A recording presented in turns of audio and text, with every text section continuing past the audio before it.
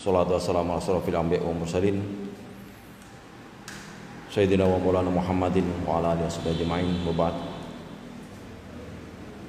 Masyarul muslimin wal muslimat rahimani wa rahimakumullah.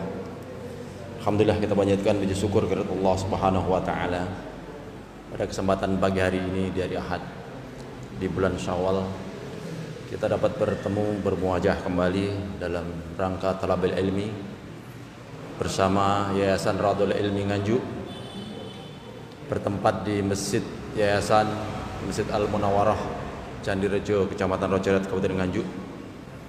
Pada kesempatan kali ini Yayasan Radul Ilmi Nganjuk bekerjasama dengan Takmir Masjid Al-Munawwarah kembali mengajarkan kajian ilmiah yang alhamdulillah telah hadir bersama kita Al-Ustadz Ahmad Sabik LC. Insyaallah pada pagi hari ini kita akan mengupas tuntas terkait bagaimana membentuk generasi Rabbani. Masyarul muslimin, saudara yang dirahmati Allah Subhanahu wa taala, saya ingatkan, mari kita luruskan niat kita hadir di majelis ini semata-mata mengharap Allah Subhanahu wa taala, berharap Allah Subhanahu wa taala memberikan kita kefahaman agama dan kita niatkan mengamalkan apa yang kita dapatkan nanti. Mari kita senantiasa mentawadukan diri kita dalam taklim kali ini. Ada pada taklim, mari kita pakai dengan sebaik-baiknya. Untuk para akhwat, antuna berada di lingkungan yang tertutup insyaallah, maka yang masih menggunakan niqab boleh dibuka. Barangkali ada akhwat kita yang masih baru, yang baru hadir ataupun yang masih hendak belajar, bisa saling mengenal antuna satu dengan lain. Untuk para ikhwan sekalian, mari merapatkan majelis ini dan kita ikuti dengan tawadhu sehingga kita sekalian mendapatkan ilmu yang bermanfaat dalam rangka untuk membangun generasi Rabbani, utamanya di Kabupaten Nganjuk, bagaimana menegakkan dakwah sunnah, menegakkan kalimat tauhid, insyaallah dengan bimbingan para asatidzah kita sekalian diistiqomahkan dalam dakwah sunnah ini dan kita sekalian mendapatkan manfaat besar-besarnya dari majelis yang kita selenggarakan. Oleh karena itu, sekali lagi mari kita ikuti taklim kajian ilmiah kali ini bersama Al-Ustadz Ahmad Sabik LC, pimpinan ataupun pengasuh Pondok Pesantren Al-Furqan Gresik, yang berkenan hadir untuk memberikan pemahaman, memberikan ilmunya. Kesempatan yang berharga ini kita manfaatkan sebaik-baiknya.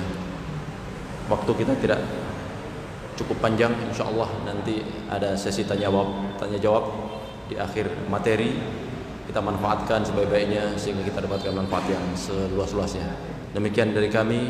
Mohon dimaafkan barangkali Yayasan Radul Ilmi dalam menyelenggarakan kajian ilmiah kali ini belum maksimal di dalam menyampaikan iklan kepada seluruh ikhwan sekalian di Kabupaten Nganjuk khususnya, sehingga yang hadir pada kali ini belum sesuai harapan. Namun demikian tidak mengurangi rasa hormat kami kepada Ustaz Ahmad Sabik. Insyaallah ini disiarkan secara langsung, secara live, sehingga ikhwan dan akhwat yang saat ini berhalangan hadir bisa mengikuti di tempat mereka masing-masing. Demikian dari kami. Sekali lagi mohon maaf apabila ada yang kurang berkenan. Kami persilahkan tawadal mazkuran pada Ustaz Ahmad Sabik untuk melanjutkan kajian kita.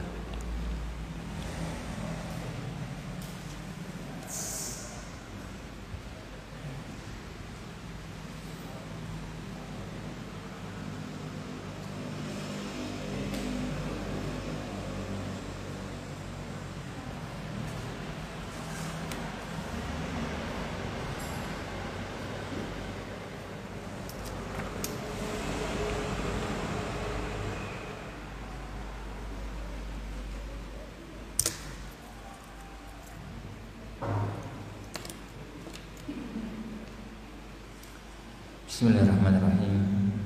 Assalamualaikum warahmatullahi wabarakatuh.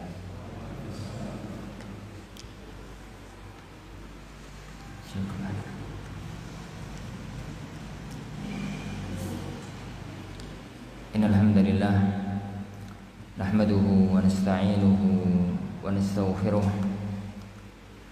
wa na'udzu billahi min shururi anfusina wa min sayyiati a'malina may yahdihillahu fala mudilla lahu wa may yudlil fala hadiya lahu asyhadu an la ilaha illallah wahdahu la syarika lah wa asyhadu anna muhammadan abduhu wa rasuluh.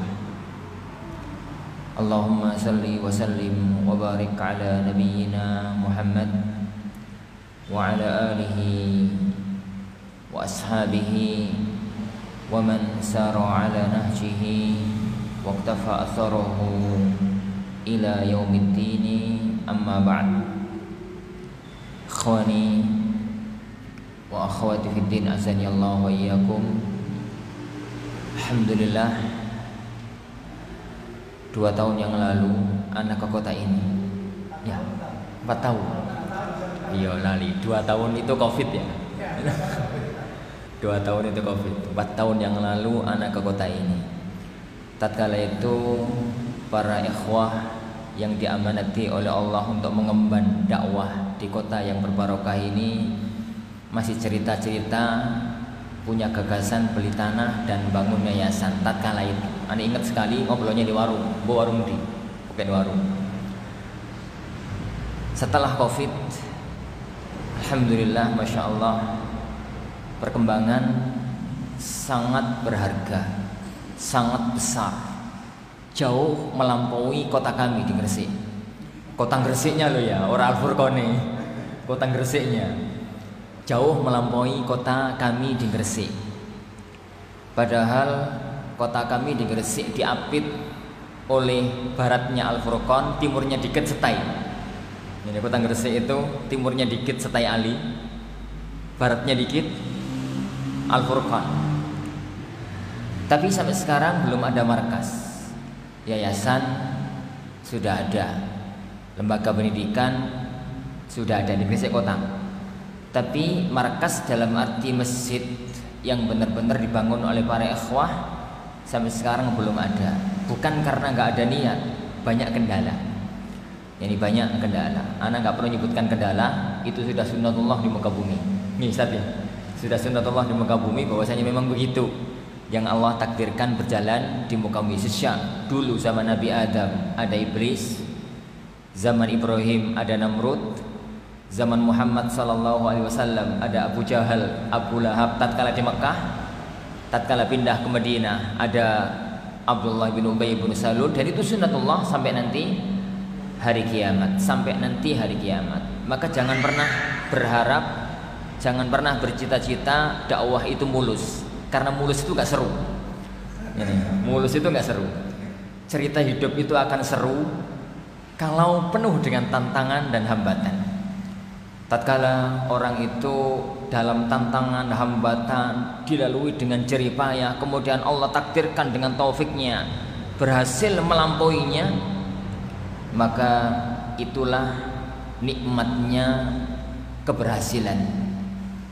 Orang puasa tatkala maghrib minum air putih itu seger, masya Allah. Saiki orang patek seger, ya seger sih tapi ya orang patek seger.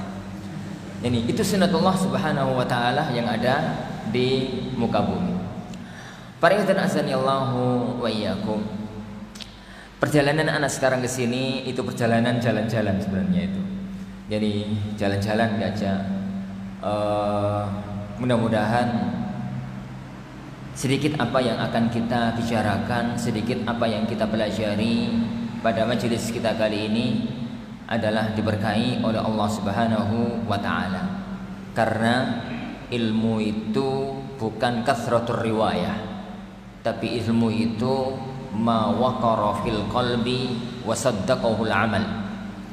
Ilmu itu bukan kathratur riwayah. Kalau zaman dulu wong punya ilmu dan wong gak punya ilmu, wong pinter dan wong gak pinter, standar zaman dulu itu banyak riwayat hadis. Zaman dulu. Makanya bahasanya para ulama itu laisal ilmu bikathratir riwayah. Ilmu itu bukan banyaknya riwayat hadis. Kalau zaman sekarang ya mungkin label-label dan lembar-lembar kertas yang ada itu. mau ijazat ilmiah, mau syahadat jami'iyah. Itu kalau sekarang. Ilmu itu bukan yang ada di lembar-lembar kertas tersebut, tapi al-ilm intinya adalah khasyatullah, sebagaimana katakan oleh Abdullah bin Mas'ud. Dan inti dari khasyatullah adalah ma waqara fil qalb wa saddaqahu al-amal. Inti dari ilmu adalah ilmu yang membawa orang untuk semakin takut kepada Allah Subhanahu wa taala, dan ilmu yang isjati adalah ilmu yang menancap dalam hati dan dibuktikan oleh amal perbuatan. Nah, makanya marilah azanillahu wa iyyakum. Ilmu itu warisan kenabian. Karena ilmu itu diambil dari para nabi dan para rasul. Sedangkan para nabi dan para rasul itu ilmunya bukan pinter-pinteran. Ilmu para nabi dan ilmu para rasul itu al-ilm wal amal. Seiring dengan firman Allah Subhanahu wa taala, ya ayyuhalladzina amanu ihdinas siratal mustaqim siratal ladzina an'amta 'alaihim ghairil maghdubi 'alaihim waladhdallin. Allah Subhanahu wa taala menyebutkan 3 kelompok manusia. Ada kelompok orang-orang yang berjalan di atas as-siratal mustaqim. Ada kelompok dhalin, ada kelompok al-maghdub 'alaihim. Ada kelompok orang-orang yang diberi oleh Allah petunjuk, yang minta kepada Allah petunjuk, as-sirat al-mustaqim. Siapa itu? Sirat al-mustaqim, jalannya orang-orang yang Allah beri nikmat adalah dari kalangan minan nabiyyina was-siddiqina wasyuhada was-salihin wa hasuna ulaika rafiqa. Dari kalangan para nabi, para siddiqin, para syuhada dan para salihin. Ilmu mereka itu ilmu yang lepas dari 2 cacat, 2 kelompok. Kelompok yang pertama al-maghdub alaihim. Kata para ulama, mereka adalah al-yahud. Yahud itu punya ciri khusus al-ilm biduni amal. Pinter, ngerti, ora gelem meyakini, ora gelem ngamalni. Yang kedua, yakni ad-dhalin, orang-orang yang sesat. Kata ulama tafsir, mereka adalah orang-orang Nasrani. Kebalikan dari ciri khas orang-orang Yahudi, semangat amal tanpa landasan ilmu.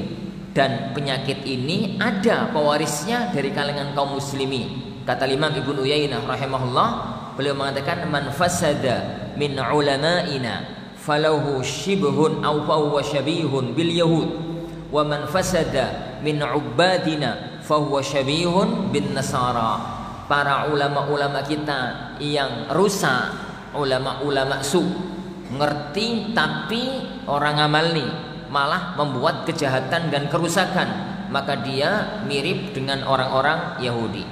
Sedangkan yang kedua, ubad, ahli ibadah yang rusak, jadi maka dia itu ada kemiripan dengan orang-orang Nasrani.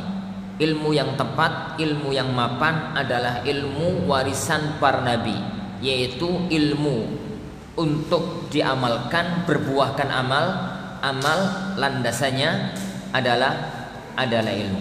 Jadi itu warisan kenabian, jadi ilmu yang diwarisi dari Allah Subhanahu wa taala, dan itu adalah ilmu yang kita inginkan, bukan ilmu yang lainnya.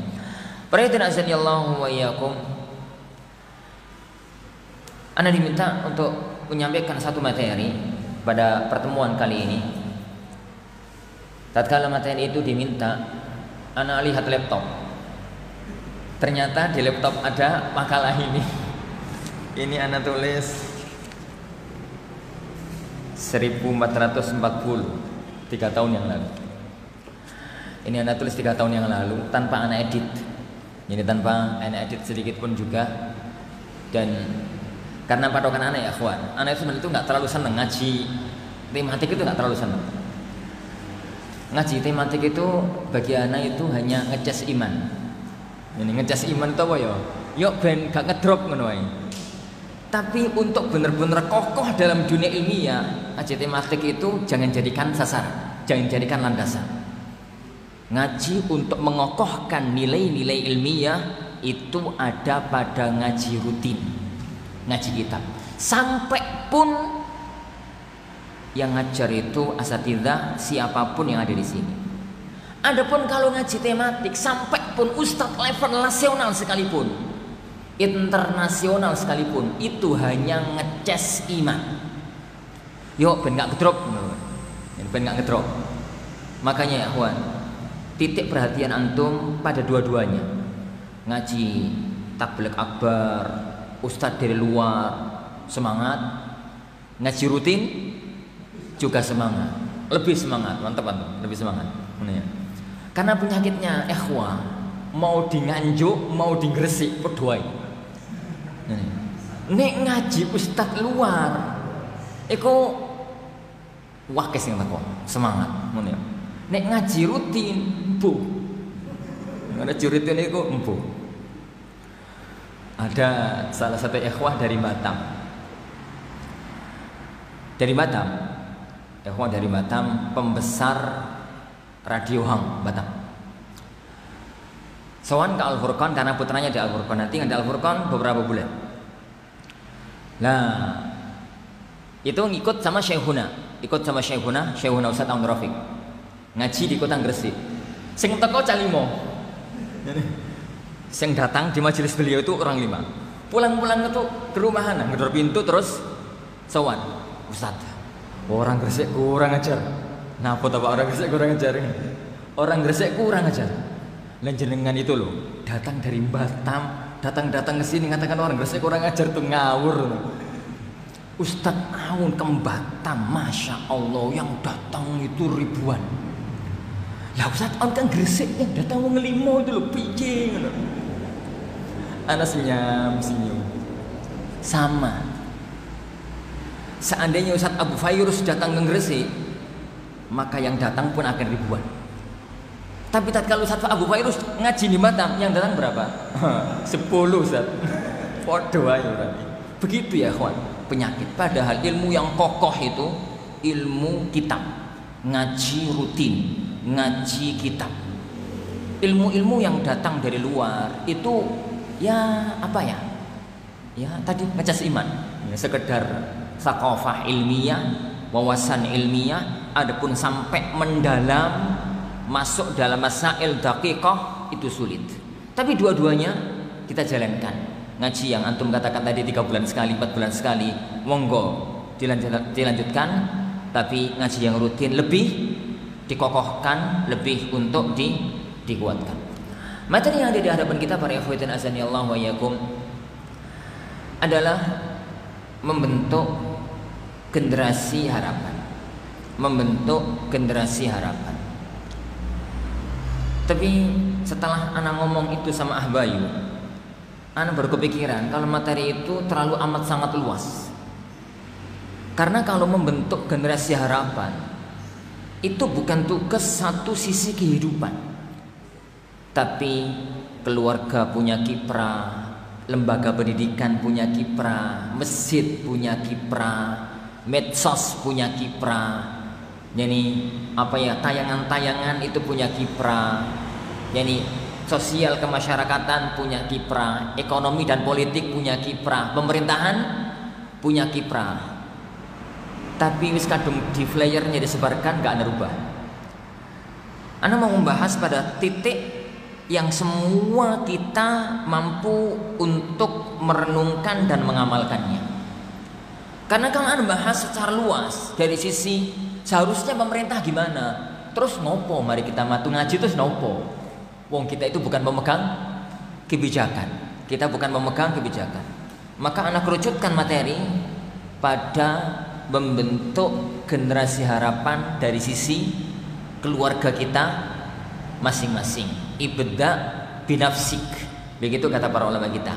Kita mulai dari diri kita masing-masing. Karena kalau kita semua punya mindset memulai dari diri kita masing-masing, lalu memulai dari keluarga kita masing-masing, maka semoga di waktu-waktu yang akan datang akan terbentuk generasi-generasi kokoh yang akan mengemban amanat agama ini dari semua sisinya. Para ikhwah yang dimuliakan oleh Allah Subhanahu wa taala. Kalau kita bicara anak itu adalah anugerah. Anak itu adalah amanah. Anak itu adalah anugerah, anak itu adalah amanah, dan anak itu sekaligus adalah harapan dari orang tua. Kita bicara anugerah para ikhwatin azanillahu wa iyyakum. Nikah, kumpul suami istri itu jalaran. Anak itu anugerah dari Allah Subhanahu wa taala. Makanya tatkala Allah Subhanahu wa taala berbicara tentang masalah anak, Allah itu menggunakan bahasa yahabu. Hibah. Hibah itu ya ngekei, ngasih, anugerah dari Allah Subhanahu wa taala. Ada orang-orang yang Allah beri anak laki-laki tok. Ada orang-orang yang Allah beri anak wedok tok. Ada orang-orang yang Allah beri anak laki-laki perempuan. Ada yang anaknya banyak, ada yang anaknya dikit, ono sing gak duwe anak. Dan di antara para nabi semuanya ada contoh anak yang laki-laki tok. Para nabi sinten? Siapa nabi yang anaknya laki-laki tok? Nabi Ibrahim alaihissalatu wassalam. Masya Allah. Nabi yang anaknya wedok tok.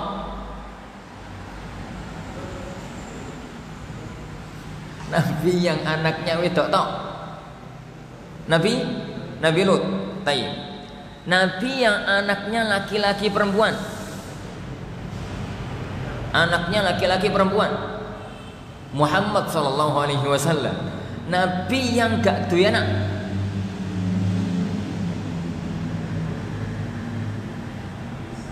Nabi yang gak duwe anak. Akeh. Nabi Isa, Nabi Yahya, itu nabi-nabi yang gak punya anak. Jadi ternyata nabi yang level papan atas manusia di muka bumi itu pun anak itu murni anugerah dari Allah Subhanahu wa taala. Maka kita pun demikian. Maka gak heran kalau kemudian ada dokter genetika, dokter kandungan mandul. Padahal sing biasa nangani wong mandul dia gak tuh anak. Ya karena anak itu urusan Allah Subhanahu wa taala. Itu dari satu sisi, anak itu anugerah. Tapi anak itu selain anugerah, dia adalah amanah agung dari Allah Subhanahu wa taala yang kita semua akan dimintai pertanggungjawaban dari anugerah itu nanti tatkala kita bertemu dengan Allah Subhanahu wa taala. Latus'alunna yauma idzin 'anin na'im. Suatu ketika Rasulullah sallallahu alaihi wasallam keluar rumah. Hadis dalam Sahih Bukhari. Ketemu sama Abu Hurairah. Ketemu sama sahabat satunya lagi, saya ingat anak Umar atau siapa lah lupa. Baik. Tatkala ketemu, mereka keluar itu ternyata sama-sama karena tujuan yang sama, cari makanan, lapar banget, kelaparan. Akhirnya Rasulullah mengajak, yuk ke salah satu teman sahabat Ansor, yuk sahabat Ansor bertamu siang-siang. Tatkala bertamu, sahabat Ansor itu masya Allah senang banget, merasa ditamui oleh Rasulullah, ditamui oleh Abu Bakar, ditamui oleh Umar dan Abu Hurairah. Sangat senang. Tidak ada orang yang lebih mulia tamunya daripada tamuku hari ini. Akhirnya adatnya orang Arab, nih ono tamu apalagi tamu yang mulia, nih dan orang itu mampu dibeleno mbe. Nih wong Nganjuk kan beleno mujaya. Beleno mbe.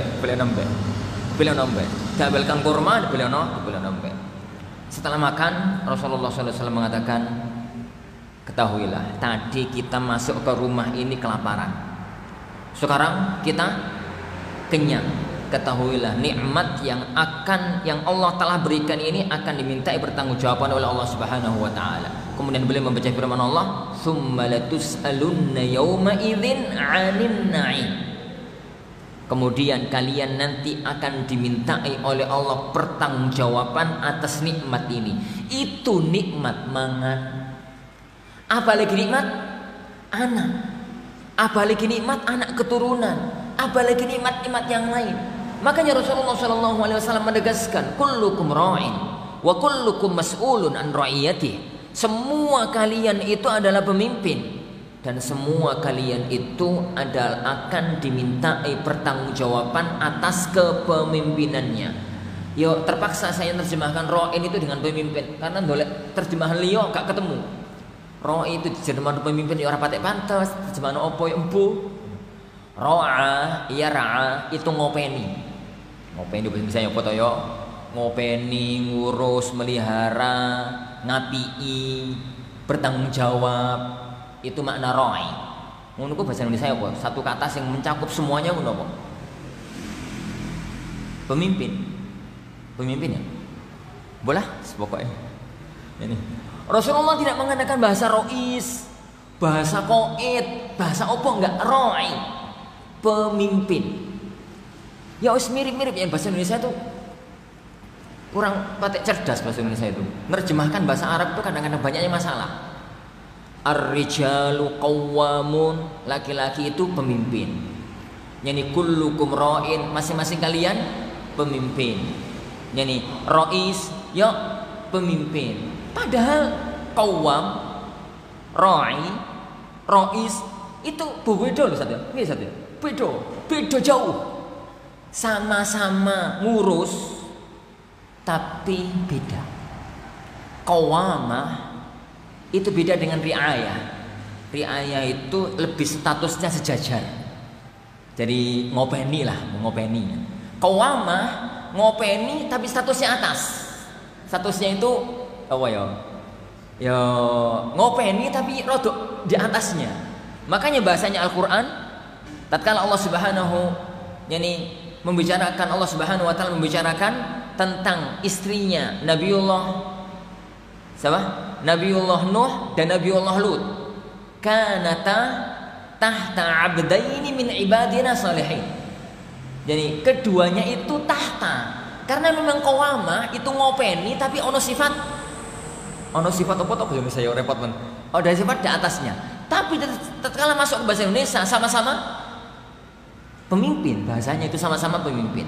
Riayah kullukum ra'in, masing-masing di antara kalian itu adalah pemimpin kita lah, dalam arti sing bertanggung jawab, sing harus memelihara, sing harus ngopeni, sing harus ngrekso, sing harus menjaga, yang harus itu makna ra'in. Dan itu yang akan dimintai oleh Allah pertanggungjawaban nanti pada hari kiamat.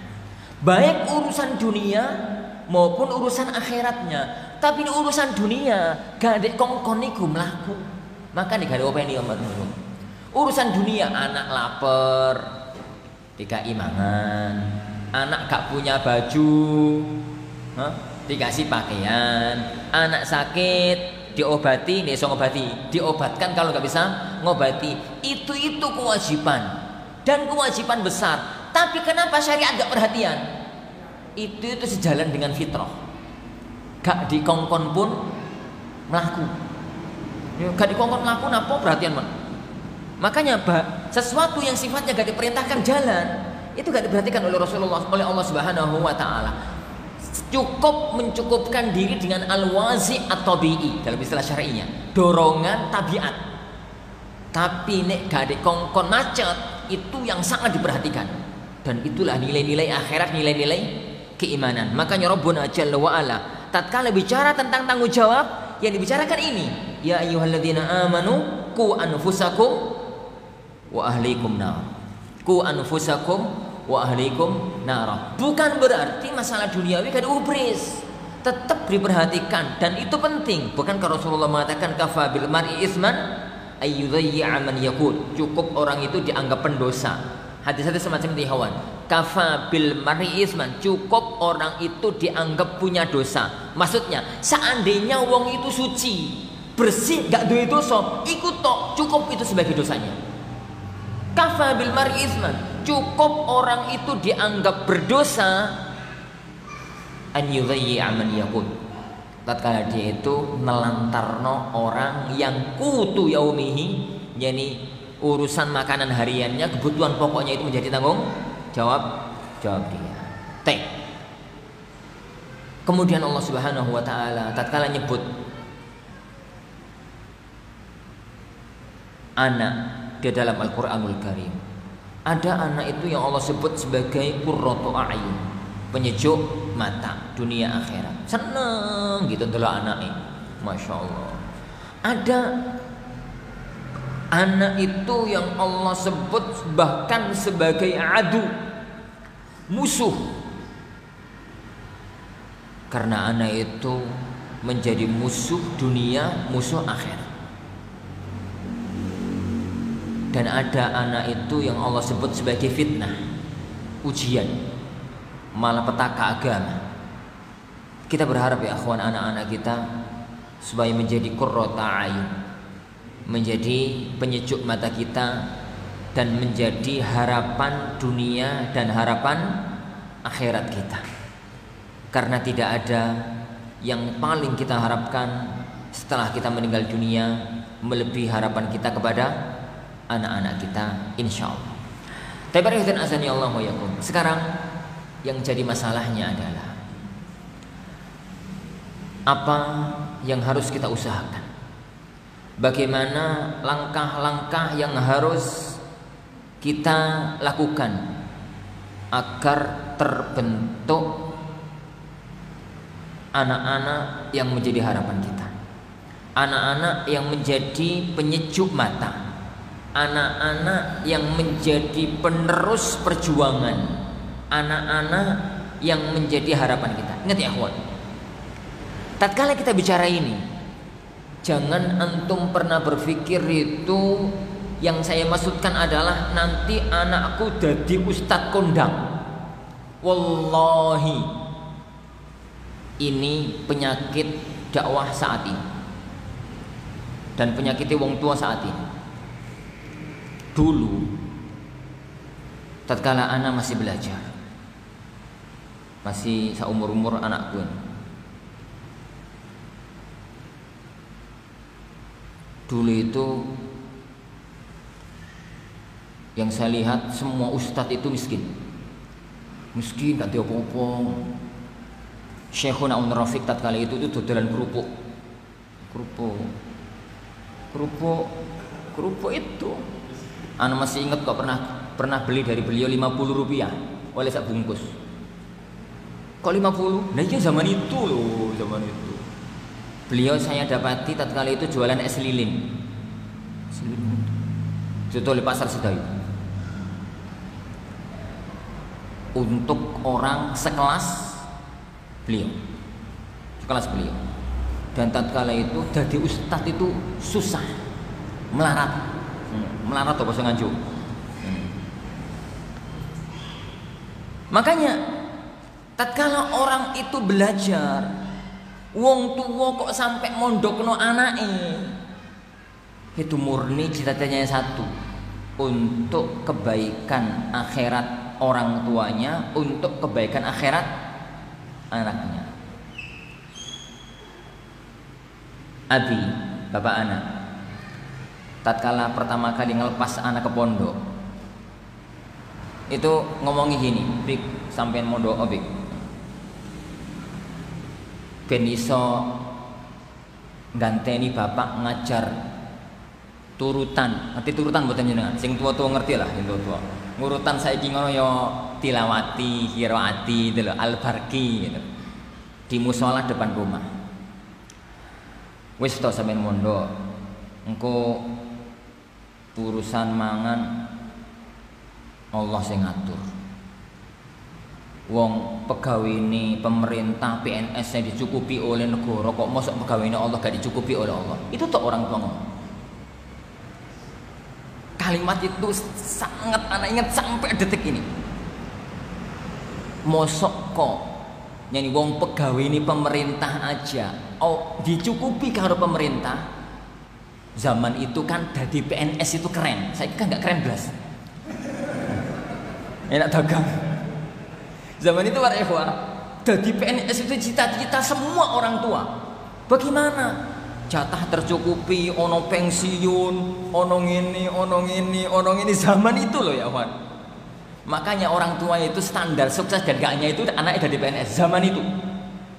Lawong jadi PNS yang dicukupi karo pemerintah kok mosok jadi pegawai ini Gusti Allah itu gak dicukupi oleh Allah. Kalimat itu anak masih ingat, anak pikir sampai sekarang. Tapi ya akhwan, baru 30 tahun yang lalu peristiwa itu. Baru 30 tahun yang lalu peristiwa itu. Sekarang alam berubah drastis. Asatidzah kondang itu Masya Allah. Masya Allah. Sebenarnya bahasa itu Masya Allah. Sebenarnya itu satu kemajuan. Itu satu kebaikan. Itu satu yang sangat kita syukuri, yang sangat kita banggakan. Tapi di balik kesuksesan terkadang muncul masalah. Salah satu di antara masalahnya adalah banyak orang tua itu yang akhirnya salah dalan. Apa salah dalan? Nah, mondoona meneh ben dadi ustad koyok fulan iku enak nak turun naik pesawat. Turun naik mobil, tukang taksi apa turun naik mobil? Turun naik apa? Kemana-mana dimuliakan. Orang tua anak sendiri itu loh sudah sampai tak tegur. Tatkala dorong adik-adik anak sekolah, itu ngomongin ini, le, ya gak cepat sebut namanya lah kayak enak. Sampai sing tenanan sekolah, ben enak uripe koyo kakakmu. Astagfirullah. Anak pinggirnya itu astagfirullah. Kemana nasihat yang dulu saya dengar 30 tahun yang lalu? Kemana nasihat yang dulu saya dengar 30 tahun yang lalu? Kenapa sekarang tatkala saya jadi yang sekarang? Nasihat untuk adik-adik saya berubah drastis. Ingat ya akhwan, kesuksesan anak, kesuksesan orang tua tatkala menjadikan anak itu anak harapan masa depan adalah anak-anak yang memiliki al-ilmun nafi'. Ilmu yang manfaat, ilmune manfaat. Sebagai apapun nanti ilmune itu manfaat. Ilmu yang manfaat itu adalah mantafa'a bihi wa nafa'. Ilmu yang manfaat itu sing duwe ilmu itu memanfaatkan ilmune terus memberi manfaat kepada orang lain, itu al-ilmu nafi'. Pemiliknya sendiri dia itu punya manfaat, mengambil manfaat dengan ilmunya, dan ilmu itu digunakan untuk memberi manfaat kepada orang lain. Itu yang kita inginkan sebagai apapun anak kita nanti. Adapun para ikhwatin azanillahu wa iyyakum, tentang dunia anak-anak kita serahkan urusan itu kepada Allah Subhanahu wa taala. Karena semua orang sudah membawa garis takdirnya masing-masing. Baik, kalau kita bicara usaha tentang anak-anak kita, maka membentuk anak-anak yang soleh, membentuk anak-anak masa depan, membentuk anak-anak harapan itu tidak jauh dari ibarat nanam pohon. Ibarat nanam pohon. Pohon itu para ikhwah bisa sesuai dengan harapan dengan langkah-langkah. Yang pertama, siapkan bibit dan lahan yang bagus. Bibitnya bagus, lahannya bagus. Itu pertama. Yang kedua, setelah terbit, apa itu? Tumbuh gitu ya. Maka rawat dengan baik. Sirami, kasih pupuk dengan baik. Cukup tidak? Pupuk itu terkadang mentah kalau ada hama. Maka singkirkan semua hama yang ada. Setelah usaha maksimal, manusia itu tetaplah manusia. Semuanya di bawah kendali Sang Pencipta, Allah Subhanahu wa taala. Banyak berdoa dan tawakalkan kepada Allah Subhanahu wa taala. Dengan urutan ini akan kita bahas kajian kita kali ini. Yang pertama para ikhwah yang dimuliakan Allah Subhanahu wa taala, siapkan bibit dan siapkan lahan. Siapkan bibit dan siapkan lahan. Kedua orang tua itu adalah bibit dan lahan. Kedua orang tua itu adalah bibit dan lahan. Allah Subhanahu wa taala tatkala bicara suami istri, Allah Subhanahu wa taala menggambarkan nisaukum harsul lakum. Istrimu itu ibarat sawah ladang kamu. Ibarat sawah ladang kamu. Dalam sebuah hadis yang sanadnya dhaif, sebagian ulama mengatakan hasan, tapi ana lebih cenderung untuk mengatakan dhaif, tapi maknanya sahih. Beliau sallallahu alaihi wasallam mengatakan takhayyaru linutafikum fa innal irqa dassas. Anak nggak tulis hadis itu karena engkau diprotes wong. Jadi kadang-kadang teman-teman itu kebarus kok, kebarus tuh ya, kebablasan gitu loh. Jadi yang ada di pikirannya itu hadis yang boleh dipakai untuk asatidzah salafi itu hadis sahih toh. Hadis dhaif gak boleh dipakai blas. Sampeyan ku mudeng apa ora hadis dhaif ku apa? Hadis dhaif itu secara sanad dhaif. Secara makna bisa jadi sahih, didukung oleh dalil-dalil umum, kaidah-kaidah umum yang lainnya.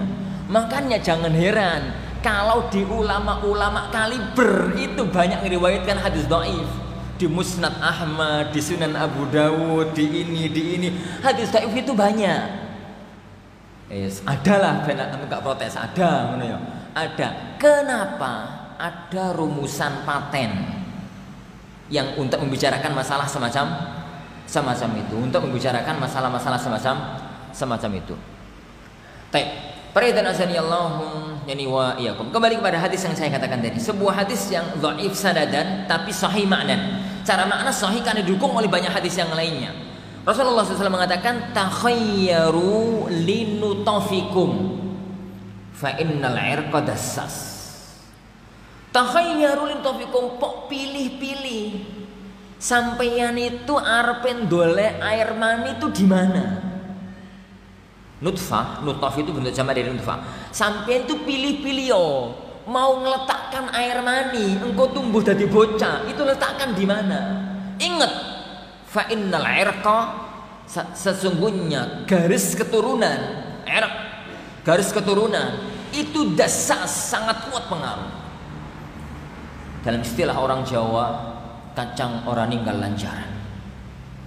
Buah nggak jauh dari pohonnya. Ini ono buah jauh dari pohonnya, itu kena lesus. Kena lesus wadon. Sebagaimana orang tua itu punya pengaruh pada fisik, demikianlah orang tua itu punya pengaruh pada psikologis. Orang tua itu bukan berarti cuma orang tua lo ya. Wong tua dan wong tua ini wong tua. Masih ingat tak hadis Bukhari? Hadis ini ada di antum. Tatkala Rasulullah SAW suatu hari didatangi oleh orang dari A'rab. Orang dari Arabi. Orang Arabi itu orang Arab tapi sing gak duwe omah. Manggone itu di kemah-kemah di padang pasir. Dia ketahuan sekali kalau datang dari jauh. Zaman itu musafir dan gak musafir jauh perbedaannya. Zaman saiki kan gak beda toh. Anak sama antum gak beda. Ini padahal anak datang dari jauh. Dulu itu musafir itu asy'ath aghbar, awut-awutan, pakaiannya belepotan debu zaman itu. Tatkala Rasulullah melihat ada orang datang ke rumahnya itu potongan musafir. Toko-toko itu lapor, ya Rasulullah, inna mra'ati waladat waladan aswad. Ya Rasulullah, istriku itu loh ya Rasulullah melahirkan anak hitam. Ini lawong teko ado kok laporan anak hitam, padahal orang Arab sing hitam itu banyak. Itu berarti ada masalah besar. Ini Rasulullah itu orangnya firasatnya kuat dan orang yang cerdas, sehingga sangat tahu orang ini ngomong semacam itu firasatnya mau ngomong arah kemana. Berarti dia nuduh istrinya. Orangnya putih, istrinya putih, anak hitam. Anak sapa ini? Malah anak tonggo. Bapaknya putih, ibunya putih, anaknya hitam. Lho anak sapa iki? Sallallahu alaihi wasallam melihat laki-laki ini wajahnya wajah orang soleh. Biasanya wong soleh iku ketemu bojo wong soleh. Biasane nek gak yo nasib. Nek gak nasib, biasanya gitu. Biasanya laki-laki soleh itu ketemu wanita yang soleh. Kan kaidah Al-Qur'an itu at-thayyibatu lit-thayyibin wat-thayyibuna lit-thayyibat, al-khabithatu lil-khabithin, al-khabithuna lil-khabithat. Nek gak yo nasib. Lah, laki-laki ini laki-laki soleh. Ucapan dia itu menunjukkan bahwasanya dia tidak mampu nuduh istrinya berbuat zina. Dia nggak berani mengatakan ya Rasulullah inna mar'ati zani. Dia nggak mampu mengatakan itu, tapi hatinya itu bimbang, kalut. Kok anak hitam, istrinya putih, dianya putih, dia hanya bisa mengatakan ya Rasulullah anakku kenapa kok hitam. Firasat kuat, laki-laki soleh, wanita solehah, anaknya masalah. Dan ini orang Arab Badui hidupnya itu kumpul lonto, orang kumpul kebul ya, kumpul lonto. Orang Arab Badui orang kebu, kumpul lonto. Dalam artian hidupnya itu mesti selalu bersama onta. Maka beliau sallallahu alaihi wasallam mengatakan, halaka min ibil, mas sampean punya onta mboten? Onto. Ya enggak ada lah ya Rasulullah, enggak ada. Nggih ya Rasulullah. Ma launuha? Warnanya apa, Mas? Ini beliau mengatakan humrun. Namanya unta itu di mana-mana unta warnanya merah-merah agak semu putih. Itu warnanya unta. Di mana-mana begitu. Humrun, kemerahan ya Rasulullah. Hal min awraq? Ono sing kehitaman enggak? Merah-merahnya itu kehitaman. Yani hal min awraq, ada yang kehitaman enggak, Mas? Ada ya Rasulullah. Loh, dari mana? Wong unta-untamu rata-rata ahmar merah. Kok ono sing hitam? Orang tadi lugu gitu jawab, la'allahu naza'ahu irq. Barangkali ya Rasulullah mbah-mbah biyen itu ada yang warnanya hitam. Irq itu dulu garis keturunannya ke atas. Itu barangkali ada yang warnanya hitam.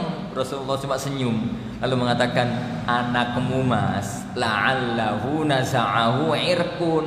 Anakmu itu hitam barangkali biyen mbah-mbah ono sing hitam. Oh, ngoten nggih ya Rasulullah. Nggih pun anteng ayem. Itu fisik. Maka enggak jauh dari itulah psikologis. Makanya nih ono wong sradal serudul ngono kebiasaan tangga iku wah pantes bapak ya ngono. Nek ono wong sabar ngono, biasanya juga orang tuanya enggak jauh-jauh dari itu. Karakter itu punya pengaruh. Sebagaimana yani fisik itu punya pengaruh. Makanya ikhwan, pertama, nek jenengan arep ndelek bojo atau mau ndelek bojone, itu carilah takhayyaru linutafikum atau ndolekno bojo anak. Nah, niki pantes iki ndolekno bojo anak. Carikan bojo anak, carikan istri, carikan suami. Perhatikan titik ini. Cermati titik ini. Yaitu karena yang ikhwan, satu masalah. Cari istri bagi yang masih belum menikah. Cari istri itu bukan antum cari istri sebenarnya. Cari istri itu cuma setahun 2 tahun. Bare cari ibu untuk anak-anak kita. Wong cari bojo kok ndelek ayune tok. Anake sampeyan itu gak butuh ibu ayu. Anake sampeyan itu butuh ibu yang mampu didik dia jadi orang, gak jadi ketek. Anak itu gak pernah bangga punya ibu cantik. Tapi anak itu akan bangga punya ibu yang perhatian pada pendidikan dia. Dan antum kalau sudah berumah tangga 5 tahun, 10 tahun, kecantikan itu gak terlalu butuh. Butuh sih, butuh. Siapa sih yang nggak butuh kecantikan? Tapi kesolehan wanita jauh lebih dibutuhkan. Yang jauh, yang lebih dibutuhkan. Itu yang harus diperhatikan. Begitu juga dengan suami. Sing wis kadung, latihanlah untuk menjadi bibit dan lahan yang soleh. Susah Ustaz, berat Ustaz, gak bisa Ustaz, gawan bayi ini wis ngono. Gak ada yang tidak bisa dirubah. Barang siapa yang ngomong gawan bayiku wis ngene Ustaz, gak mungkin berubah. Anda kalah sebelum perang. Karena gawan bayi itu mampu dan sangat bisa dirubah. Perhatikan sabda Rasulullah SAW. Innamal ilmu bitta'allum wa innamal hilm bittahallum. Ilmu itu karena belajar. Wal hilm sifat lembut, kasih sayang, itu bittahallum, latihan belajar, latihan lembut. Kata beliau sallallahu alaihi wasallam, "Wa man yatasabbar yusabbirullah, wa man yasta'fif yu'iffahullah." Wa man yatasabbar, barang siapa yang ngelatih dirinya latihan sabar, suatu ketika nanti Allah akan ngasih dia kesabaran. Wa man yasta'fif, barang siapa yang ngelatih dirinya untuk menjaga kehormatan dirinya, yu'iffahullah. Tidak ada yang tidak mampu dirubah. Tidak ada yang tidak mampu dirubah. Dalam kitab-kitab tentang menuntut ilmu, dikisahkan ada seorang pemuda, omongannya masya Allah fasih banget, sangat fasih. Bahasa Arabnya masya Allah bersajak dan sangat bagus. Orang-orang sekeliling sampai bingung, sampai dari kabilah mana mas? Kabilah Arab yang mana? Dia nyebutkan satu kabilah. Orang-orang itu nggak percaya, mustahil. Kabilah kamu itu kabilah terkenal dengan kabilah yang ngomongnya itu peletak-peletuk, ngomongnya itu apa ya? Ini lah gak patah bisa ngomongnya sering salah. Tapi sampai dari kabilah itu kok ngomong semacam ini? Bagaimana caranya? Beliau mengatakan, saya tahu kabilah saya itu Allah takdirkan cacat dari sisi ngomong. Saya tahu kelemahan saya. Dan saya tahu saya itu mewarisi omongan gaya semacam itu dari bapak dan ibu dan tetangga-tetangga saya. Saya tahu gawan bayi saya itu. Maka saya ingin berusaha merubahnya. Caranya, tiap hari saya ke padang pasir. Saya membawa kitab, disebut namanya kayak ini, kitab Al-Bayan wa Tabyin lil Jahid. Kitab ini kitab sastra, tapi tolong jangan pernah dibaca. Isinya itu bukan bayan wa tabyin, tapi ad-dhalal wa tadlil. Ini kitab penuh dengan kesesatan, tapi sastranya mumtaz. Siapa yang tidak kenal Jahid? Sastrawan ulung zaman itu. Saya baca, tak baca keras tiap hari 5 lembar. Panter, muhadharah ngono, pandino. Tak baca itu dengan keras. Tak berlangsung lama, sebulan, 2 bulan, 3 bulan, maka lisanku berubah. Dan inilah hasilnya. Tidak ada yang bisa dirubah ya kawan. Semuanya bisa berubah. Kan Allah menjanjikan, walladzina jahadu fina lanahdiyannahum subulana. Orang-orang yang berjuang akan Allah kasih jalan. Kan Allah Subhanahu wa taala kasih jalan. Itu yang pertama. Yang kedua, kenapa kok orang tua itu menjadi modal dasar anak menjadi terbentuk anak yang soleh dan solehah? Yang kedua, selain bibit, orang tua itu adalah pendidikan, modal pendidikan dasar anak-anak. Pendidikan pertama anak itu dari orang tua. Sakdurunge mlebu TPA, sebelum masuk TPQ, sebelum masuk playgroup, itu sekolah pertama orang tua. Masuk playgroup tahun pinten, Pak? Tahun 3, umur 3, umur setahun masuk playgroup ya ora gelem playgroup. Umur 3 tahun, umur 4 tahun. Ono sing bisa playgroup umur 2 tahun, itu ora bener plus sekolah umur 2 tahun. Umur 3 tahun, umur 4 tahun. Itu masuk playgroup, masuk TPQ, masuk TPA. Pendidikan pertama kali, iya, pendidikan formal pertama kali. Tapi sebelum itu ada pendidikan yang akan menjadi basis awal pendidikan anak. Itu pendidikan orang tua. Wallahi ya ikhwan, tanpa menyalahkan orang tua, karena memang begitulah sekarang ini, sampai detik ini anak yang mengajarkan bahwa hantu itu rauno, sing ono itu setan. Padahal setan itu lemah, luwih kuat menungso. Setan itu diwacanya ayat kursi melayu, menungso diwaca ayat kursi mendelik. Setan itu dengar adzan lari ngentut, menungso dengar adzan serapo. Tapi karena dari kecil itu nek nakal weden-wedeni karo gendruwo, sampai sekarang itu gak iso ilang perasaan wedi karo gendruwo. Ya kadang-kadang guyu karo wong-wong. Saat guaya tok oleh ngomong. Ada perasaan menancap dalam hati. Mlaku dhewe di kegelapan pinggir kuburan. Wah, kadang-kadang perasaanku aneh-aneh. Padahal itu nggak ada dalam agama kita. Pengaruh faktor pendidikan masa kecil. Cukuplah kita sebagai korban. Jangan anak-anak kita menjadi korban berikutnya.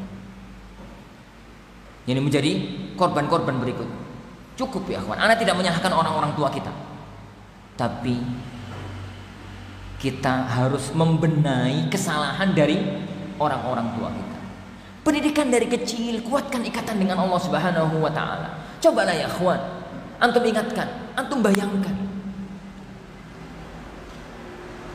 Bagaimana kalau kemudian orang tua itu dari kecil mengingatkan anak-anak kita itu yakni kepada surga, kepada neraka, kepada kebaikan, kepada keburukan, dan kepada yang lain. Pendidikan itu pertama kali pendidikan itu pendidikan orang tua. Makanya Rasulullah SAW mengatakan kullu mauludin yuladu alal fitrah, ma min mauludin illa wa yuladu alal fitrah. Semua anak itu terlahir dalam kondisi fitrah.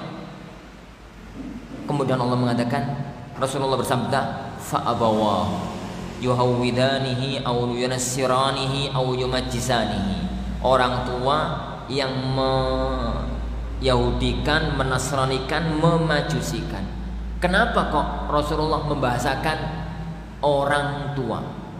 Kenapa?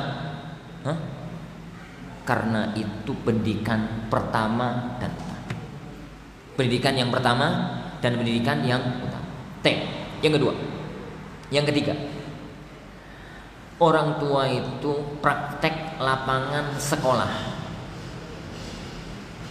Kadang-kadang apalah fungsinya teori-teori di sekolahan, kalaupun sampai di rumah amburadul oleh perilaku orang tuanya.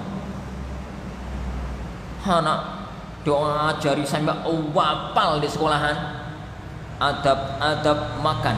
Pertama baca basmalah, yang kedua makan tangan kanan, yang ketiga mana? Wapal jawab soal iku 99. Mau pinter. Kenapa? Prakteknya amburadul. Pelaksana lapangannya salah. Pelajaran akhlak itu pelajaran, bukan pelajaran teori, tapi pelajaran terapan. Kalau di dunia pesantren itu ono kelas, ono pengasuh. Lah, kalau di dunia rumah pengasuh siapa? Orang tua. Apalah jadinya ya akhwan? Kalau kemudian anak kita dididik oleh orang-orang tua mangani tangan kiwa, nyetele sinetron, hobi ini tiktokan, apalah jadinya anak-anak kita? Kalau kemudian terbentuk di tengah-tengah keluarga yang semacam itu. Yang berikutnya, kesolihan orang tua itu punya pengaruh yang amat sangat kuat. Kesolihan orang tua itu punya pengaruh yang amat sangat kuat terhadap anak-anaknya. Masih ingat kisah Nabi Musa dan Khidir. Tatkala ada rumah dinding mau roboh dibangun ini oleh Nabiullah Khidir. Singkat cerita, apa kata Nabiullah Khidir tatkala menerangkan kepada Nabiullah Musa? Yani wa kana abuhuma salih. Bapak ibune wong soleh. Makane Allah takdirkan yani untuk harta ini enggak kebongkar, nanti dirajah, dijarah sama orang-orang kampung, akan nanti dirawasi oleh anaknya. Lihat kisah Maryam. Kisah Maryam ya, Maryam itu yani keluar dalam kondisi gadis, anak kiai. Maryam kan anak kiai, anak ibunya di perkampungan Bani Israel. Keluar dari kampungnya kondisi gadis suci, mule-mule gowana, tapi masya Allah, orang di kampungnya itu gregetene karo Maryam, santun, sopan, karena orang tua. Apa bahasa mereka? Ini apa bahasa mereka? Ya ukhta Harun, makana abuki imra'a sawin wa makanat ummuki bahiya. Maryam. Para ulama tafsir menafsirkan ukhta Harun ini berselisih. Sebagian mereka mengatakan memang salah satu di antara saudaranya Maryam itu Harun. Itu kemungkinan yang pertama. Kemungkinan yang kedua, Harun itu adalah saudaranya Musa. Dan maklum bagi orang Arab menisbahkan orang pada keluarga jauh. Itu maklum dalam bangsa Arab. Ya ukhta Harun. Ya ukhta Harun. Dan dalam kamus bahasa Arab, manggil orang dengan Abu Fulan, Ummu Fulan, Ibnu Fulan, Ukhtu Fulan, itu bahasa penghormatan. Kalau nyebut orang menggunakan nama, itu bahasa teman sejawat. Kalau nyebut orang nyela, itu pakai lakop yang jelek. Itu sudah maklum dalam kamus bahasa Arab. Nek kalau negeri kita nyebut orang itu kan memuliakan, itu pakai lakop. Pakde, pale, le, do, cung. Kok cung rek, enak. Ya apa gitu? Itu negeri kita. Negeri Arab nggak mengenal itu. Makanya Rasulullah Sallallahu Alaihi Wasallam, nggak apa keluar dikit. Rasulullah Sallallahu Alaihi Wasallam beliau mengatakan, tasammu bismi wala taqtanu bikunyati. Kamu itu nek gawe jenengku monggo. Tapi ojo sampai berkunyah karo kunyahku. Salah satu di antara ilahnya adalah kalau Rasulullah pas di tengah kota Madinah, enak-enake melaku-melaku atau duduk-duduk, kok tak ada orang manggil dari jauh, ya Muhammad, atau ada orang manggil dari dekat, ya Muhammad, beliau nggak akan noleh. Itu nggak mungkin manggil beliau. Tapi kalau ada orang mengatakan ya Abul Qasim, punyanya beliau kan Abul Qasim, ya Abul Qasim, beliau mesti noleh. Karena itu adalah panggilan kehormatan. Tatkala noleh, apa mboten jenengan ya Rasulullah, gak enak kabeh. Membuat kecewa beliau sallallahu alaihi wasallam. Kenapa? Kunyah itu panggilan kehormatan. Kunyah itu panggilan kehormatan. Lihat di sini. Dilihat ya Ikhwan di sini. Tatkala Allah mengatakan iya orang-orang bahasa Al-Qur'an itu ya ukhta Harun. Iki wong wedok gadis suci, anak kiai, metu gak duwe bojo, mulai nggawa anak, gak punya istri, gak punya suami, tapi panggilan mereka santun, sopan gitu. Tidak menggunakan ya Maryam, tapi ya ukhta Harun. Terusannya, sampean kunapa tondo, maka anak abu kimro'a sawin, bapakmu itu lo gak laki-laki sing jahat. Wa makanat ummuki bahiya, ibumu itu lo bukan wanita jahat. Kok sampean teko-teko nggohan itu napa tondo? Bahasanya santun, sopan. Kenapa ya Ikhwan? Orang Lah, saumpama wong tuane itu begengge. Ngono kan enak oleh nyelatu itu, oleh nyanyi dasar wong tuane ngono anake tambah nemen pantos. Ingat ya akhwan, orang tua itu sangat punya pengaruh kepada anak. Maka sebelum proses pendidikan, benahi diri kita. Anak itu gak jauh dari orang tua. Kacang orang ninggal lanjaran. Anak jadi endoke bebek, meskipun diengkermi karo ayam, ya tetep dadi bebek. Yo mengkek ngono karo koyo bebek. Meskipun sing angkermi ayam, meskipun dididik oleh ayam, dia tetep bebek. Faktor orang tua sangat amat berpengaruh. Jadi kepada pendidikan anaknya. Ini faktor yang pertama. Sehingga ya ikhwan, jadilah kita orang tua itu yang adil. Wong kadang-kadang kita itu dolim pada anak-anak itu, mau paksa anak ngene. Wong tuane dhewe ra becus. Wong tuane dhewe ra bener. Sebelum kita itu memproses anak, proses diri kita. Wallahi akhwan, dari rahim kita akan lahir orang-orang yang gak jauh dari kita. Orang tua sumber segalanya. Orang tua adalah inti dari semua itu sebelum proses. Itu yang pertama. Ini yang Anda katakan ya kawan, dengan bahasa bibit sama lahan. Bapak sama ibu. Bapak ya kawan sama ibu. Baik. Para hadirin azanillahu wa iyyakum. Yang kedua, setelah anak lahir, maka proses pendidikan mulai. Proses pendidikan dimulai. Proses pendidikan itu dari kecil gitu, dari bayi. Proses pendidikan itu dimulai.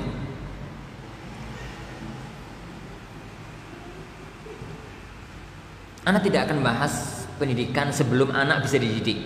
Maksudnya di umur 1, umur 2 itu kan anak-anak belum bisa diajari apa-apa. Anak akan ikut orang tuanya. Kita bicara tentang pendidikan tatkala anak-anak sudah gede. Sudah mulai umur 3, umur 4 itu kan anak sudah mulai bisa diomongi. Maka tanamkanlah jadi pendidikan Islam yang sahih. Jangan tanamkan sesuatu yang salah. Pendidikan keimanan, bukan pendidikan intelektual. Pendidikan intelektual itu belakangan. Pendidikan keimanan yang jauh lebih dahulu. Yang jauh untuk lebih dahulu. Pendidikan tentang keyakinan kepada Allah Subhanahu wa taala. Wong tua itu lho, nek meden-medeni anake lho. Oh, aja nakal, tak laporno polisi. Pisito dul sampean itu. Anak lho, kok ditakut-takuti polisi? Berarti nek kono polisi aman. Hasilnya pada pendidikan anak itu kan nanti orang polisi jadi bapak, orang polisi aman. Tanamkan pendidikan sebagaimana Rasulullah SAW menanamkan pendidikan kepada Abdullah bin Abbas. Abdullah bin Abbas tatkala ditinggal wafat oleh Rasulullah SAW umurnya 13 tahun sebagaimana dalam Sahih Bukhari. Umurnya 13 tahun sebagaimana dalam Sahih Bukhari. Berarti tatkala peristiwa Abdullah bin Abbas dibonceng sama Rasulullah dikurang daripada umur itu. Apa kata Rasulullah SAW? Ya gulam. Bahasa ya gulam kalau bahasa kita itu ya gulam. Ihfadillaha yahfazka. Pok joko agamanya Allah, Allah pasti akan menjagamu. Sampai akhir dari hadis tersebut. Penanaman takut kepada Allah Subhanahu wa taala. Tanaman takut kepada Allah Subhanahu wa taala. Mendidik ibadah, melatih ibadah yang benar. Yang dilihatlah para sahabat bagaimana mereka melatih anak-anaknya untuk berpuasa. Sampai digawekno mainan. Anaknya dijak poso, lapar nangis dijak dulinan. Latihan untuk ibadah. Mengenalkan, mempraktekkan halal haram. Masih ingat yani hadis Hasan atau Husain tatkala Rasulullah SAW di masjid, kemudian beliau Shallallahu Alaihi Wasallam sedang mengumpulkan harta zakat. Zakat di zaman itu, kormo, ora beras, ora duit. Ini zakat di zaman itu yang dikumpulkan kormo. Begitu dikumpulkan langsung bisa dimakan lawang kormo. Hasan datang, ya wong Arab, lihat on kormo numpuk akeh, diambil, dibawa keluar, dimakan. Ini Rasulullah SAW kejar anaknya, putune maksudnya, dikejar keluar. Beliau mengatakan kih utawa foto bahasa Indonesia yo. Jadi isyarat ben dilepeno. Mana loh bacanya itu. Jadi isyarat ben dikeluarkan. Bahkan dalam riwayat Imam Tirmidzi, Rasulullah SAW memasukkan 2 jarinya ke mulutnya Hasan, korma yang masih ada di dalam itu dikeluarkan. Perhatikan ya ikhwan. Seandainya Hasan ngambil korma itu dan dimakan, dosa? Mboten. Kenapa enggak dosa? Kan belum balik. Wong turun balik kan enggak punya dosa. Tapi letak permasalahannya, harta haram yang masuk ke tubuh anak Anda akan punya pengaruh suatu ketika nanti. Mesti punya efek, entah cepat, entah lambat.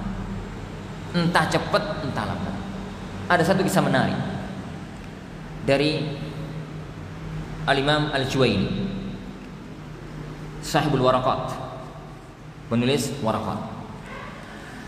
Jadi Al-Imam Al-Juwaini rahimahullah itu alim yang super jenius.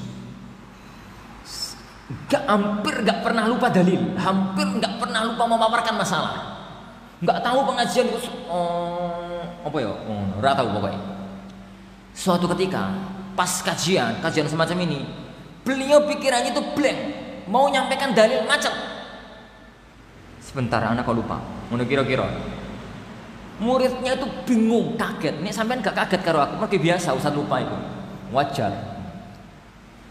Murid-muridnya bingung, ngapain ini? Sang imam, aneh. Bertahun-tahun kita belajar kepadanya, gak pernah lupa. Lah kok saya lupa? Turun dari mimbar, turun dari tempat kan ceritanya, ya imam, ada apa? Gak biasanya jenengan begitu. Beliau mengatakan, hadza min atharil laban. Ini pengaruh air susu. Murid itu bingung, apa ikut cerita nih? Sebentar tak ceritakan. Dulu bapak, Imam Juwaini, bapak, itu tatkala saya masih barusan keluar dari rahim sang ibu, itu tuh ngomong sama istri, sama ibu gue sama istrinya, Dek, anak kita barusan lahir, hati-hati yo, jangan pernah disusukan dengan wanita lain. Kenapa Bi? Saya khawatir yang menyusui itu nggak menjaga halal haram makanannya. Halal haramnya nggak dijaga, terus akan menjadi air susu, dan kalau disusu oleh anak kita, saya khawatir pengaruhnya nanti pada anak kita. Oh nggih. Suatu hari bapaknya itu butuh safar, butuh keluar. Ibunya namanya manusia lah ya anak ditaruh ya ning dapur, ya opo sibuk gitu. Lah qadarullah pas agak jauh dari rumah, keperluannya anak turu nangis cerit-cerit, ibunya gak denger. Ono tonggo lewat, dan di kalangan orang Arab nyusui anak wong itu normal. Kakoyen geri kita dijupuk disusoni. Begitu ibunya keluar, anaknya sudah dipegang orang lain susui, kagetnya subhanallah. Ingat apa pesan suaminya, mbak sini mbak anakku. Sebelum disusui, tangan ibunya itu dimasukkan ke mulut sang bayi sampai muntah. Harapannya itu air susunya keluar, tapi jenenge air susu sudah masuk perut, masuk metu kabeh. Bapaknya pulang. Kemudian sang istri dengan nyesel gitu cerita, sepunten neba gitu, kejadiannya begini. Ya karena nggak sengaja, abahnya hanya bisa mengatakan ya sudah, semuanya karena takdir Allah. Tapi saya yakin air susu tetangga akan punya pengaruh pada anak kita suatu ketika nanti. Dan inilah salah satu pengaruhnya, kata beliau. Kejadian tadi itu adalah salah satu di antara pengaruh air susu pada waktu peristiwa itu.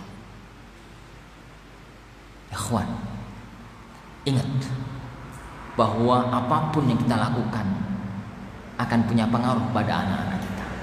Makanan yang halal dan haram akan sangat pengaruh kepada anak-anak kita. Ini akan punya pengaruh ini kepada anak-anak kita, cepat atau lambat. Makanya Rasulullah SAW, meskipun Hasan sek bayi, meskipun Hasan masih kecil, Hasan belum balik, yang makan babi kok lo gak dosa. Lo kan belum balik. Tapi sebegitu kerasnya Rasulullah SAW memberikan pelajaran untuk anaknya. Enggak cukup dengan isyarat kih gitu enggak, gitu enggak. Sampai mulutnya dimasukkan jari beliau dan dikeluarkan itu dari mulutnya. Pada yang dimakan itu kormo, dan kormo itu halal. Lo kok haram Ustaz? Hasan kan ahlul bait, dan ahlul bait itu enggak boleh makan harta sedekah. Dalam istilah fikih itu haramun li ghairi, bukan haram li dzati. Haram li dzati ya asu, babi. Itu haram li dzatihi, zatnya haram. Meskipun hasil nangkap di hutan ya tetap haram.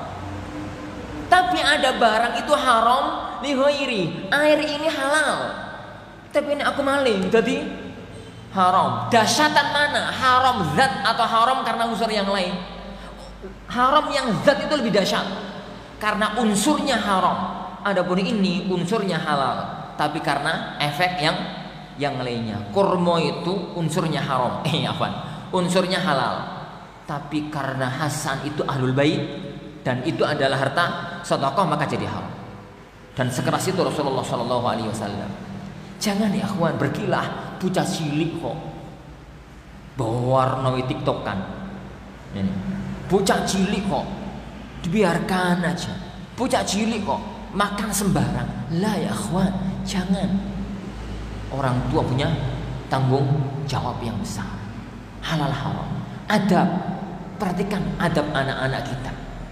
Perhatikan ya akhwan, adab dari anak-anak kita. Jangan katakan bahwasanya mereka itu anak. Muncul model pendidikan zaman sekarang. Jangan katakan jangan pada anak. Lu kepiye tuh jangan katakan jangan pada anak.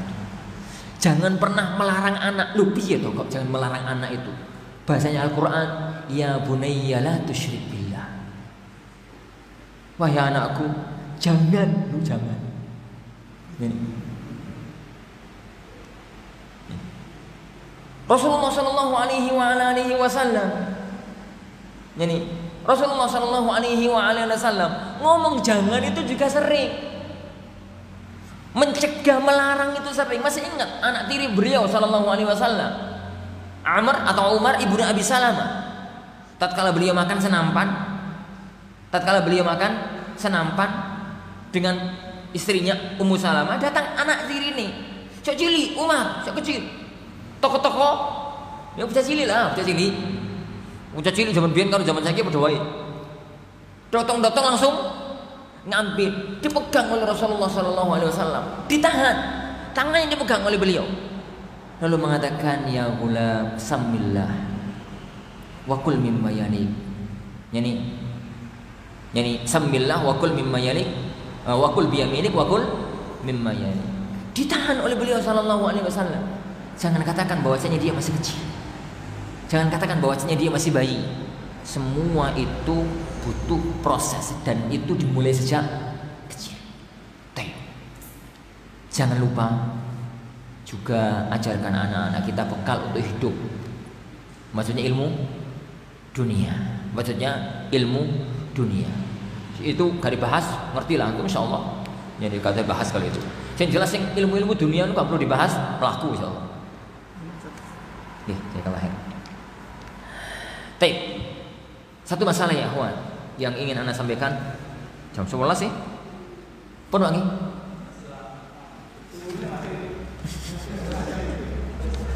Terus ya. Yes, terus. Ngomong-ngomong terakhir mau. Lah, para ikhwan azani Allah wa iyyakum. Sampai ndi mau? Pelali aku. Lah, sampai jangan lupakan ya ikhwan, ajari anak-anak bekal untuk bisa hidup. Ya nukang kek, ya dagang kek, ya opo gitu lah. Jangan sampai anak itu menjadi beban orang lain. Jangan sampai nanti anak itu minta-minta menjadi beban kepada orang lain. Ada satu masalah yang ingin Anda sampaikan di pertemuan kita kali ini.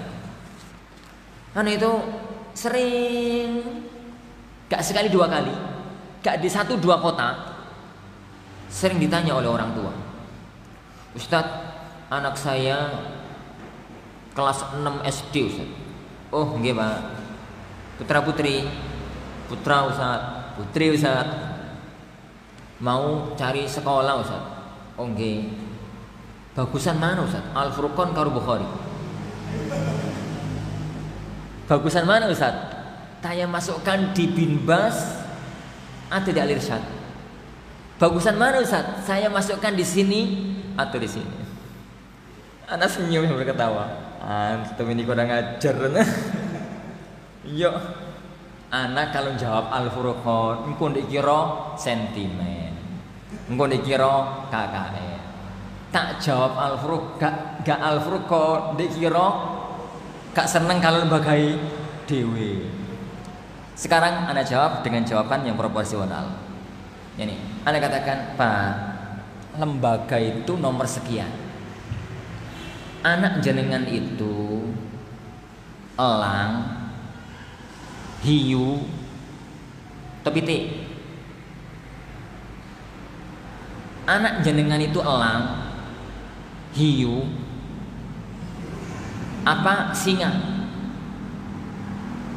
Maksudnya, kalau anak jenengan itu elang, jangan masukkan ke sekolah ilmu renang, mati. Kalah karo teri, kalah karo wader. Tapi kalau jenengan sekolahkan di sekolah penerbangan, dia akan jadi raja dirgantara. Kalau anak jenengan itu hiu, jangan coba-coba latih lari kayak kuda. Dimasukkan di sekolah perkudaan, mati oleh dino. Tapi kalau antum masukkan di sekolah perenangan, dia akan menjadi raja lautan. Dan kalau anak jenengan itu singa, masukkan di sekolah daratan, dia akan menjadi raja hutan. Faham maksud saya? Ustaz, mulai Ustaz, mulai. Iya, anak itu bawa karakter dan gawan bayi masing-masing. Karakter itu titik kelebihan dari masing-masing anak. Kadang-kadang wong tua itu gak patik bener tatkala memasukkan anaknya. Wong tua mbiyen kecewa gak apal Quran. Kecewa banget napa aku kok gak apal Quran. Ngono yo. Duwe anak kepengin anake apal Quran, padahal ngapalno sak ayat tuh lurung dina gak apal-apal. Berapal sak jam kas lali. Padahal anak itu memiliki kemampuan yang sangat bagus sekali dalam dunia analisis. Menganalisis masalah itu pintar banget. Jangan paksakan anak jenengan belajar ilmu qiraat. Mencret, Pak. Mencret. Tapi masukkan di jurusan yang lain. Ini dalam agama ya fikih, usul fikih, itu ilmu yang enggak terlalu banyak hafalan, tapi analisis mantep. Menganalisis satu kasus, ada kejadian kayak begini, hukumnya apa? Itu kan butuh analisis, gak butuh hafalan. Hafalan di situ gak fungsi. Fungsi sih, tapi titik. Yang paling penting itu analisis masalah, analisis kasus.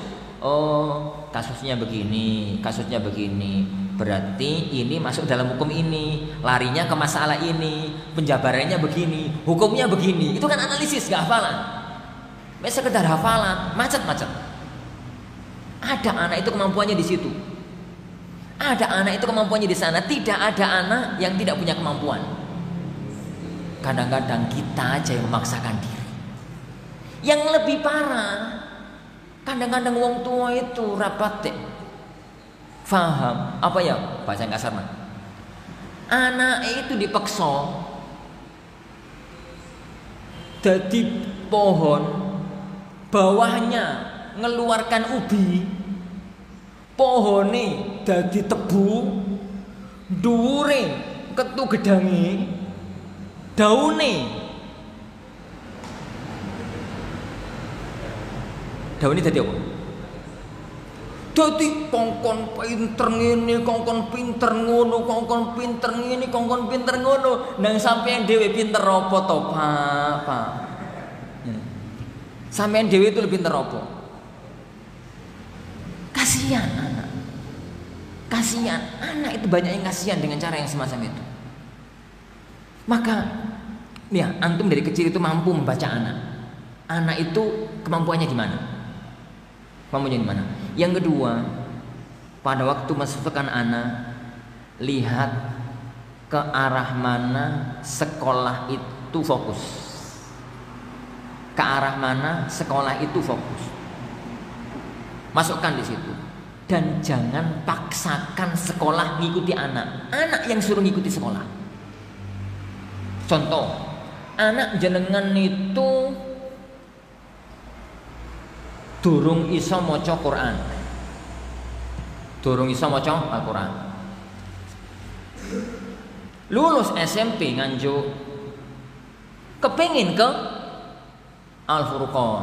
Kebetulan CS karo aku. Dan aku kan bisa masukkan anak tanpa tes. Ini di Al-Furqan tapi ya. Aturan akan mentah kalau anak yang membatalkan. Ini. Tapi ojo tiru. Nah, aturan apapun, fulan pendaftaran nomor sekian, tolong masukkan. Nggih, Ustaz. Ngono kepala sekolah ini. Nggih. Tesnya jeblok. Gimana Ustaz? Tesnya jeblok, masukkan. Oh, nggih. Ngono wae kepala sekolah ini. Nggih. Tapi anak nggak ngawur kalau ngomong semacam itu. Anak nggak akan ngawur. Padahal anak bisa lakukan itu. Kenapa? Anak sangat sadar itu akan merusak anak. Kadang-kadang wong tua itu njewengkel lho.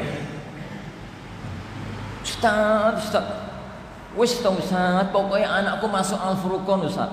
Gak iso apa-apa ben. Ngono. Gak iso apa-apa ben. Pak, anak jenengan hasil tesnya, baca Qur'annya gurung kenal huruf, Pak. Tak kira jenengan kemarin sudah ngerti baca Quran. Hasil tesnya amburadul. Di sekolah kami, level SMA kami anggap anak sudah lancar baca Quran. Karena akan ketemu dengan anak-anak mutawasitnya kami. Dan kami anggap anak itu sudah lancar baca Al-Quran. Makanya tidak ada pelajaran khusus tahsin. Adanya cuma pelajaran lanjutan tentang Al-Qurannya. Anak jenengan kalau dipaksakan di Al-Furqan, wallahi antum zalim pada anak. Gimana Pak? Terus gimana solusinya? Keluarkan dari Al-Furqan, pindah ke tempat yang lain, cari sekolah lain. Tahun lagi baru balik ke Al-Furqan. Anak jamin masuk. Kemana Ustaz? Cari rumah Quran, cari tempat tahsin, cari pondok tahfidz untuk anak lancar baca Quran selama setahun. Baru kalau mau ke Al-Furqan lagi, monggo. Kalau mau lanjut di pondok tahfidznya, monggo. Ustaz, katanya Ustaz Aun, Ustaz di Al-Furqan itu paling barokah, paling bagus. Pokoknya di Al-Furqan Ustaz. Masya Allah. Wong iki omongane piye ngono ya? Pakai senjata Ustaz Aun bisa. Pakai senjata Ustaz Aun lagi. Anak ngomong nggak iso. Anak nggak tanggung jawab kalau anak antum akan rusak di Al-Furqan. Ustaz pokoknya masukkan Al-Furqan. Khair. Mau ya lo? Anak telepon kepala sekolah. Akhi, nomor sekian masukkan. Enggak Ustaz. Enggak. Tenanan bulan dulu gak karuan. Lah wong kuru-kurume bahasa Arab kabeh lho. Nahwune bahasa Arab, fikih bahasa Arab, iku ni bahasa Arab, maca Quran durung pecus. Apa yang bisa dibayangkan? Wong tua yang dolim ya kawan. Orang tua yang dolim. Anak itu mau diatur Al-Furqan iso ditaruh di sini, iso ditaruh di sana iso. Wong tua sing maksa. Yang lebih buruk lagi, maksa masuk Al-Furqan gara-gara yang jenenge parak. Enggak ngawur. Orang tua itu pahami anak jenengan itu apa? Baru cari lembaga. Oh, anakku pinter ini, tak carikan sekolah ini. Anakku pinter ini, tak carikan sekolah ini. Yang paling enak itu anakku pinter kabeh. Nah, aku enak itu. Ngene iso, ngono iso. Itu paling enak. Tapi tidak semua anak semacam itu. Akhwan, anak itu memiliki karakter masing-masing. Anak cerita satu masalah, cerita nyata, tapi anak karena belum izin sama orangnya, anak nggak akan nyebut nama. Ada satu santri di Al-Furqan, sering tak marahi karena pelajarannya sering nggak nyambung. Pokoknya sering tak marahi. Sampai tak manggil ke rumah. Ada apa ya antum itu? Gak tahu Ustaz. Anak kayaknya gak bisa kalau mikir banyak-banyak. Oh gitu. Pelajaran Al-Furqan kan banyak. Anak itu gak bisa Ustaz kalau harus mikir banyak-banyak. Anak lihat antum, berarti antum itu bisa. Kalau fokus satu pelajaran bisa. Kayaknya bisa Ustaz. Tapi kalau kayak Al-Furqan sehari fikih, hadis, tafsir, sesuk nahwu apa mumet Ustaz. Mumet. Hai Ustaz. Kalau begitu antum keluar dari Al-Furqan. Antum keluar. Antum usir Ustaz? Enggak, tak suruh keluar. Antum keluar dari Al-Furqan. Terus kemana Ustaz? Ilmu apa yang paling antum bakati? Kalau ana lihat antum itu punya bakat di suara, tinggal pertanyaan saya, antum kuat nggak di sisi hafalan? Insya Allah bisa Ustaz. Kalau fokus, antum punya modal hafalan, punya modal suara. Keluar dari Al-Furqan, ambil ma'had tafid. Ini semoga Allah memberkahi antum. Bisa. Keluarlah bentar dari Al-Furqan. Ini satu lihat geger, antum ngusir Ustaz? Enggak. Ana coba mengarahkan. Beberapa tahun kemudian, subhanallah, santri yang duduk di Al-Furqan goblok itu keluar dari Al-Furqan, gak berselang lama dia pemegang qiraah sab'ah. Tapi yuk fikih macet, hadis macet, usul macet. Tapi kan mending, jauh lebih bagus satu dikuasai timbang kabeh blank. Ini yang sering kurang difahami oleh orang tua. Memaksakan anak. Anak itu loh iwak hiu, dikongkon miber mati. Anaknya elang, dikongkon nyurup air mati. Anak itu punya kawan bayi masing-masing.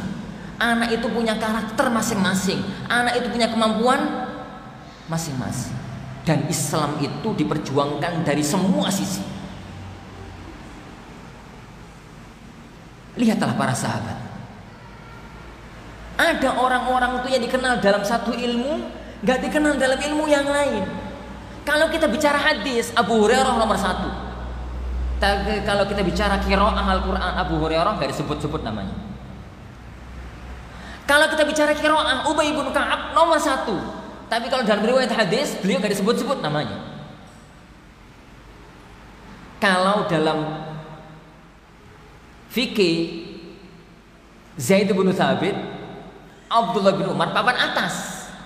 Tapi beliau dalam ilmu yang lain gak disebut-sebut. Itu sunnatullah ya ikhwan di muka bumi. Sejak zaman Rasulullah, iku muridnya Rasulullah, apa mana muridku? Itu muridnya Rasulullah Shallallahu Alaihi Wasallam. Zaman itu sudah ada yang semacam itu. Apalagi murid-murid zaman sekarang. Maka cermati ini, perhatikan. Makanya anak sampai tulis di sini, anak kita burung, ikan atau ayam. Karena kadang-kadang orang tua itu sangat gak perhatian di titik ini, memaksakan memaksakan anaknya sehingga gak dadi. Mbok gak dadi opo? Gak dadi. Gak dadi bar gak dadi pono di salano. Nah piye to? Sampai nyalahkan pesantren bukan pada tempat. Pesantren itu punya fokus masing-masing. Jangan dipaksakan. Ini untuk itu anak yang diarahkan ke titik yang kita inginkan. Yang berikutnya barakallahu azani Allah wa yakum. Terakhir dan terakhir. Tatkala bermuamalah pada anak, fahamilah bahwa anak itu adalah anak. Jangan fahami bahwasanya anak itu wong gede. Maksud ana? Pertama, jenengan para asatidzah, para ustazah, para bapak, para ibu, para ustadz gitu ya. Fahami anak sebagai anak. Tatkala bermuamalah dengan anak, bermuamalah dengan anak. Jangan bermuamalah kayak orang tua.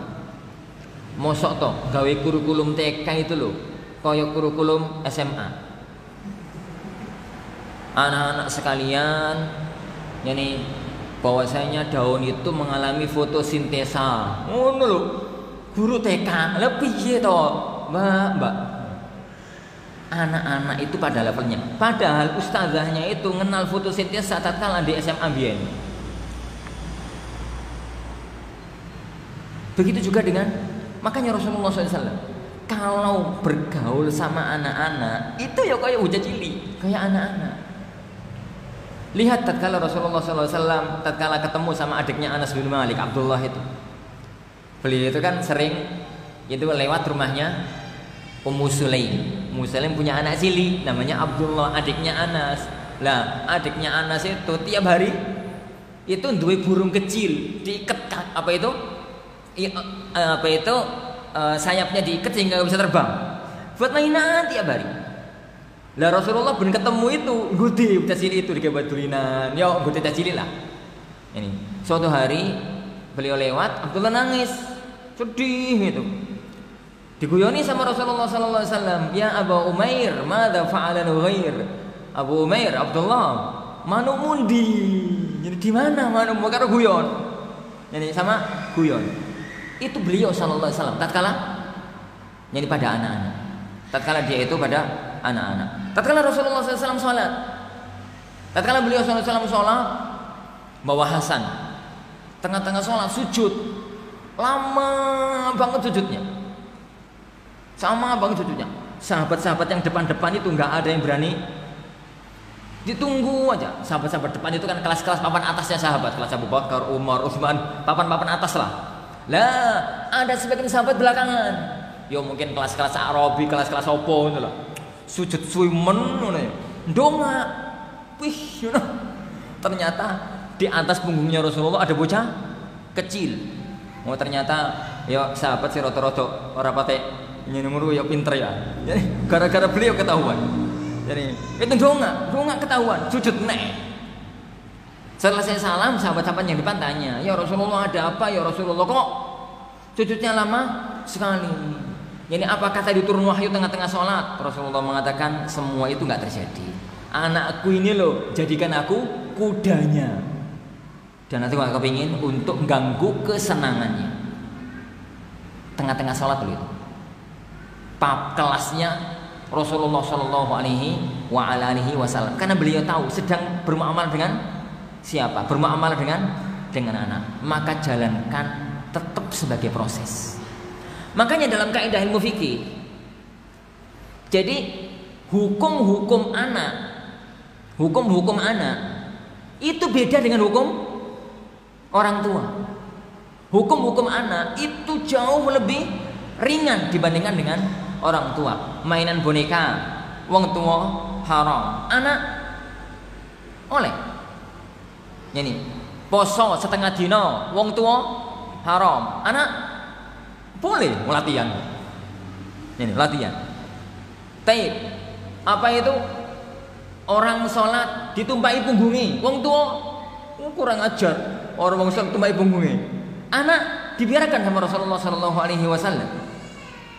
Karena harus difahami, anak tetap anak. Fahami anak sebagai anak. nek wong tua duwe duit 10.000, enak mana? Beli mobil-mobilan atau beli bakso? Beli bakso nek wong tua. Wong bocah cilik mobil-mobilan. Ojo diseneni. Duit 10.000 kok dipakai beli mobil-mobilan, gak warak. Ini gak warak. Tuku bakso gitu loh, enak dipangan. Iku karepe sampeyan bu. Karepe anak iku mobil-mobilan itu warak.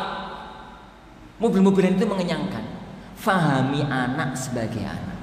Fahami anak sebagai anak. Jadi mampu menimbangkan arah tujuan dan proses kita sebagai anak-anak kita. Wallahu a'lam. Insyaallah sebenarnya tren ya kan. Kan nutup. Jadi masalah wereng maksudnya menghindarkan proses setelah ini ya kawan. Setelah lahan, bibit, pendidikan, maka yang ditangani adalah wereng, hama. Saya ikut pakai hama. Iki hama nomor 1 iki hama saya. HP jadi wong setan gepeng. Ora setan lah, aku yang duwe wong aku setan. Hama dibenerin gitu ya. Terakhir masalah hasil akhir. Lah, insyaallah subhanahu wa taala kita teruskan tahun depan. Tahun depan. Hah? Pokoknya jangan ngundang anak tatkala anak masih di Gresik. Ini. Anak pada waktu anak kalau sudah Al-Furqan masuk itu nih bahasai teman-teman itu rasa ngentut era kober, jadi sulit untuk keluar, sulit sekali anak untuk keluar. Makanya daripada antum kecewa, jadi nggak usah ngundang. Ini nggak usah. Ya. Tapi insyaallah subhanahu wa ta'ala ya ikhwan. Oh iya ya, sampai duhur ini anak baca sampai duhur.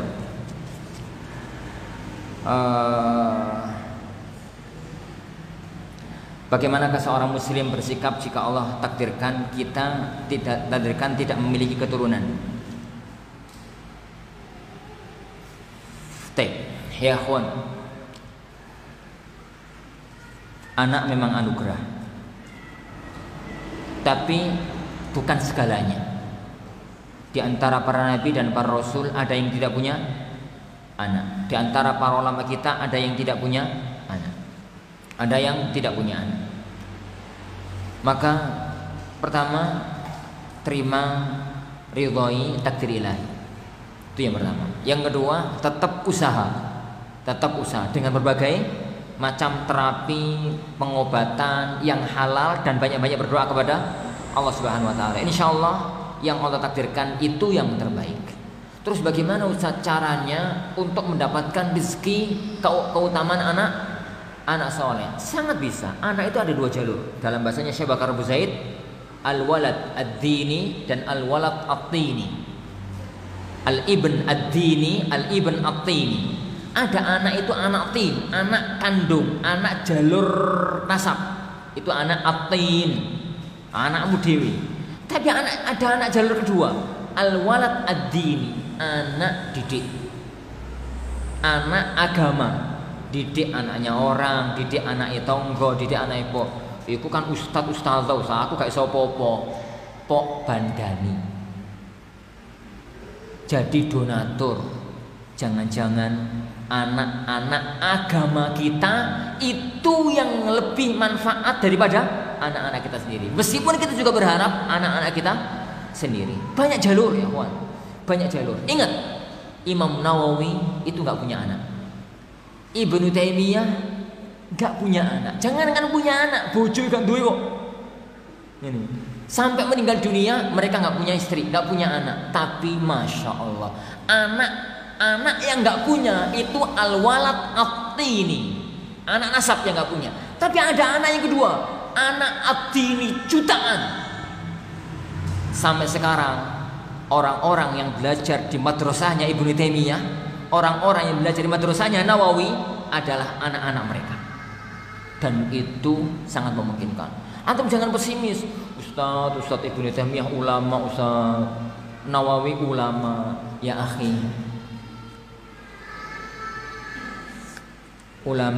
jadi ulama itu takdir setelah usaha. Tapi banyak orang yang ngambil ilmu, yang ngambil pahalanya ulama tanpa harus jadi ulama. Ada orang ya kawan, yang memiliki semua pahalanya Ahmad ibnu Hanbal, padahal dia bukan sekelas Ahmad ibnu Hanbal dan bukan orang tuanya. Siapa? Guru TPI Ahmad ibnu Hanbal. Karena beliau iso maca Quran, beliau iso maca, iso nulis, iso ngitung, iso ini. Awalnya karena guru TPA-nya, katatib kalau pada zaman dahulu. Katatib kutab gitu ya pada zaman dahulu. Wallahi akhwan. Adaptasilah dengan takdir itu kalau bahasa saya. Adaptasilah dengan takdir jenengan itu dadi apa? Adaptasi untuk meraih surga. Wallahi. Jadi posisi ana itu agung tapi rawan. Jadi posisi guru TPA itu agung tanpa kerawanan. Posisi orang-orang kayak kami, kayak Ustadz, itu posisi orang di atas panggung. Dan posisi orang di atas panggung itu punya penyakit yang sangat berbahaya. Ujub, riya, takabur. Itu yang paling kami khawatirkan kalau nanti menghadap Allah Subhanahu wa taala. Tapi ujub, riya, takabur ini nggak akan pernah menghinggapi guru-guru TPA. Nek guru TPA ujub itu gak pantes. Aku guru TPA, itu kan gak pantes. Guyu karo kucing. Padahal seandainya TPA masjid ini salah satu di antaranya suatu ketika nanti akan jadi ulama negeri ini dan kita nggak pernah tahu, maka bu gurunya, ustadzahnya akan dapat pahala penuh anak itu sampai nanti anak itu meninggal dunia. Tapi penyakitnya uang itu memang senang tampil, makanya rebutan mimbar itu penyakitnya orang. Seandainya orang itu menyadari bahwasanya jalan ke surga itu dengan berbagai macam cara, maka hal itu tidak akan terjadi. Tapi penyakit tetap penyakit. Wallah.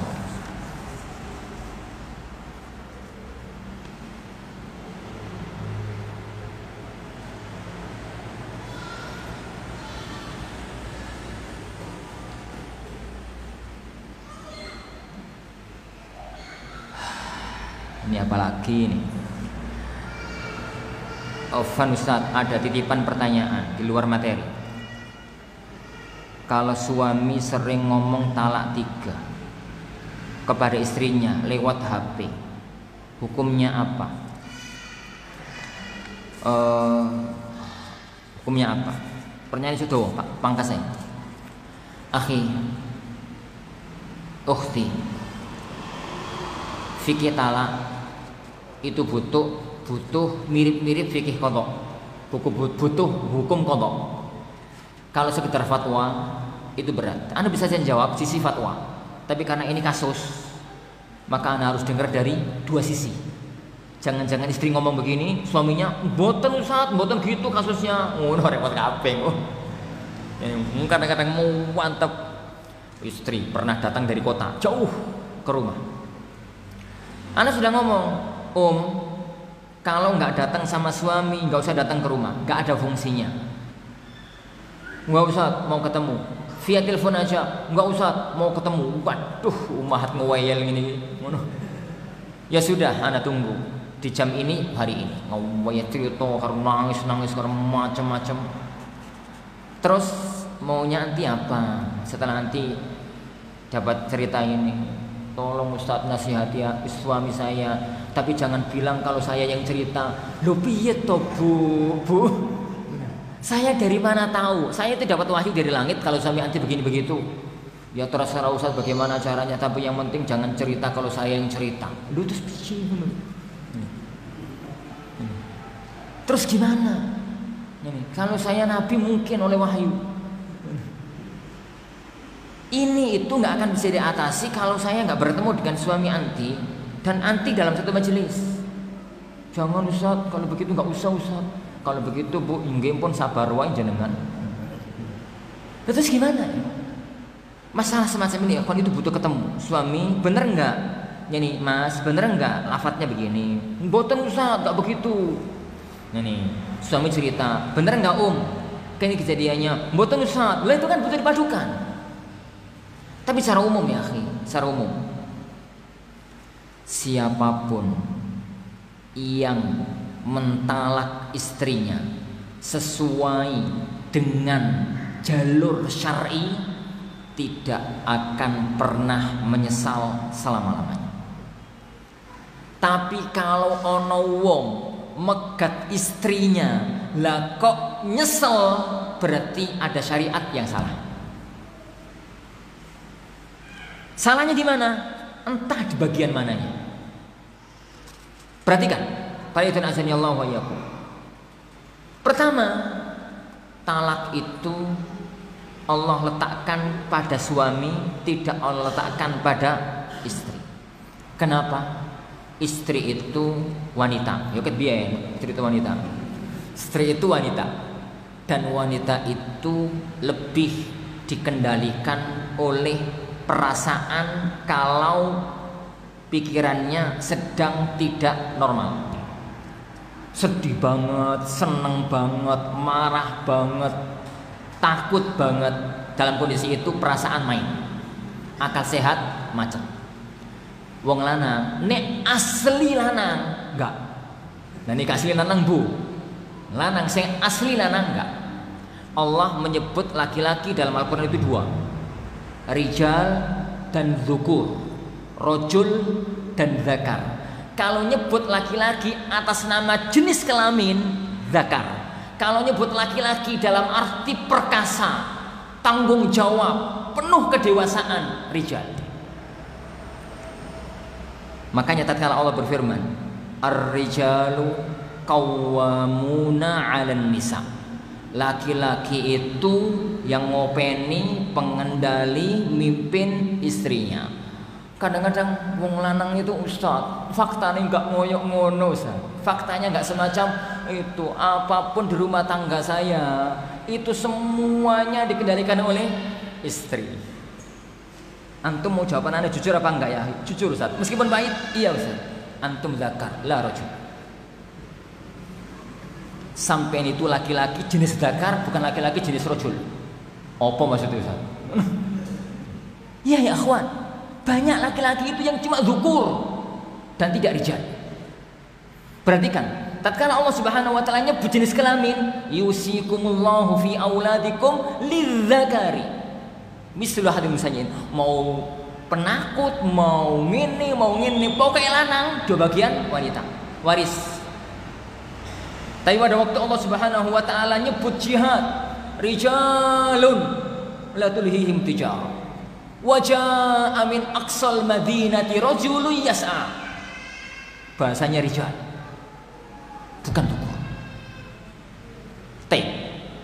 Allah meletakkan talak pada laki-laki, bukan pada perempuan. Yang kedua, talak itu Allah bolehkan saat gak tego-tegone wong lanang megat wong wedok. Talak itu Allah bolehkan. Ini dan ana selesaikan.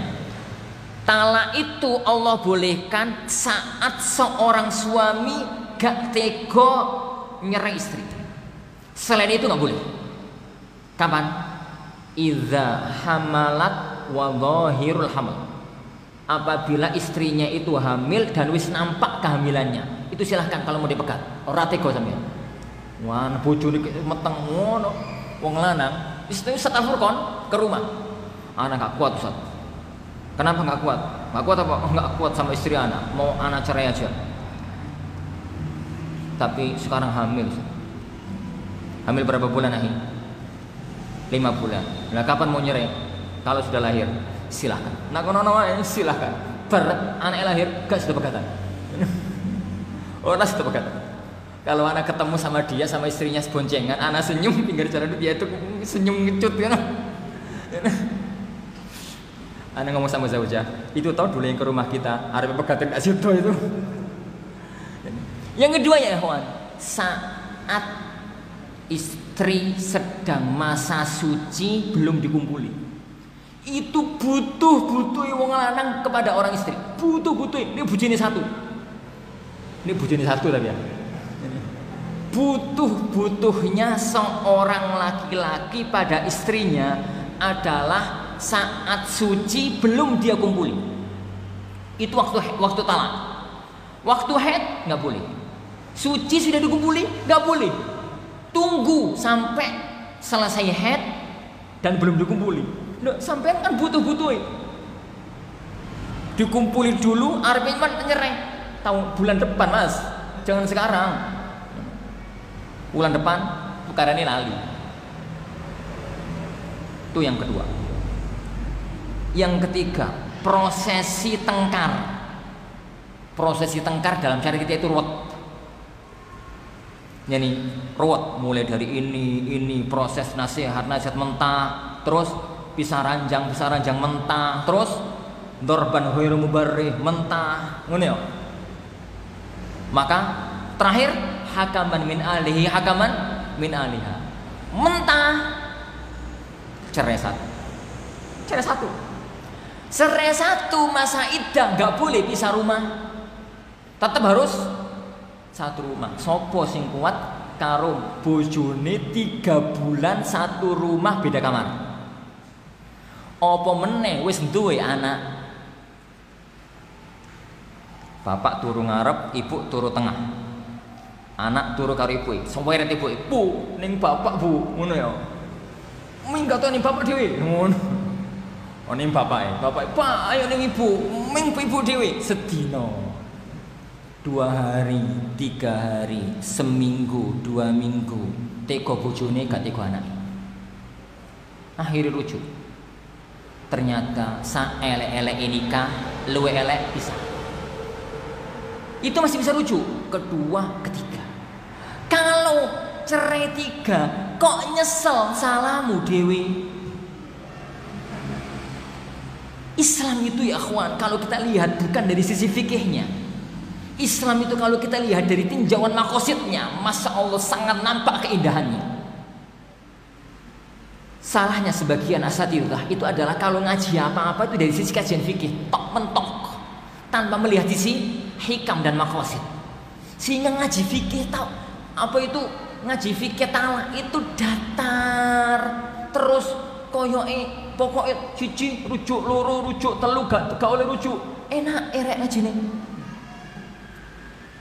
Lihatlah rentetan syariat itu kalau membahas satu masalah itu runut, penuh dengan hikmah, penuh dengan keagungan. Kalau mampu memadukan kajian fikih dengan kajian maqasid, otomatis tidak akan mampu memadukan kalau nggak mampu menguasai usulnya dan qawaid fikihnya. Secara otomatis. Lah, makanya ikhwan, kalau ada pertanyaan kayak tadi, cerai 3 kok nyesel, nek kowe enak jawabnya ya salamu dewi. Ada yang nggak beres dalam permasalahan hukum syariatnya. Terus kapan-kapan lah gini gawe judul gegeran. Kawan-kapan ngaji ngono judulnya fikih ngene lho Pak, nanti gue judul fikih gegeran. Catat Pak, fikih gegeran. Tapi insyaallah subhanahu wa ta'ala ini yang kita pelajari. Insyaallah kita lanjutkan waktu-waktu yang akan datang bi'idzni rabbina tabaraka wa ta'ala. Kita akhiri majelis kita. Subhanakallahumma wa bihamdika la ilaha illa anta astaghfiruka wa atubu ilaik. Wa sallallahu wasallam wa baraka ala nabi Muhammad. Assalamualaikum warahmatullahi wabarakatuh.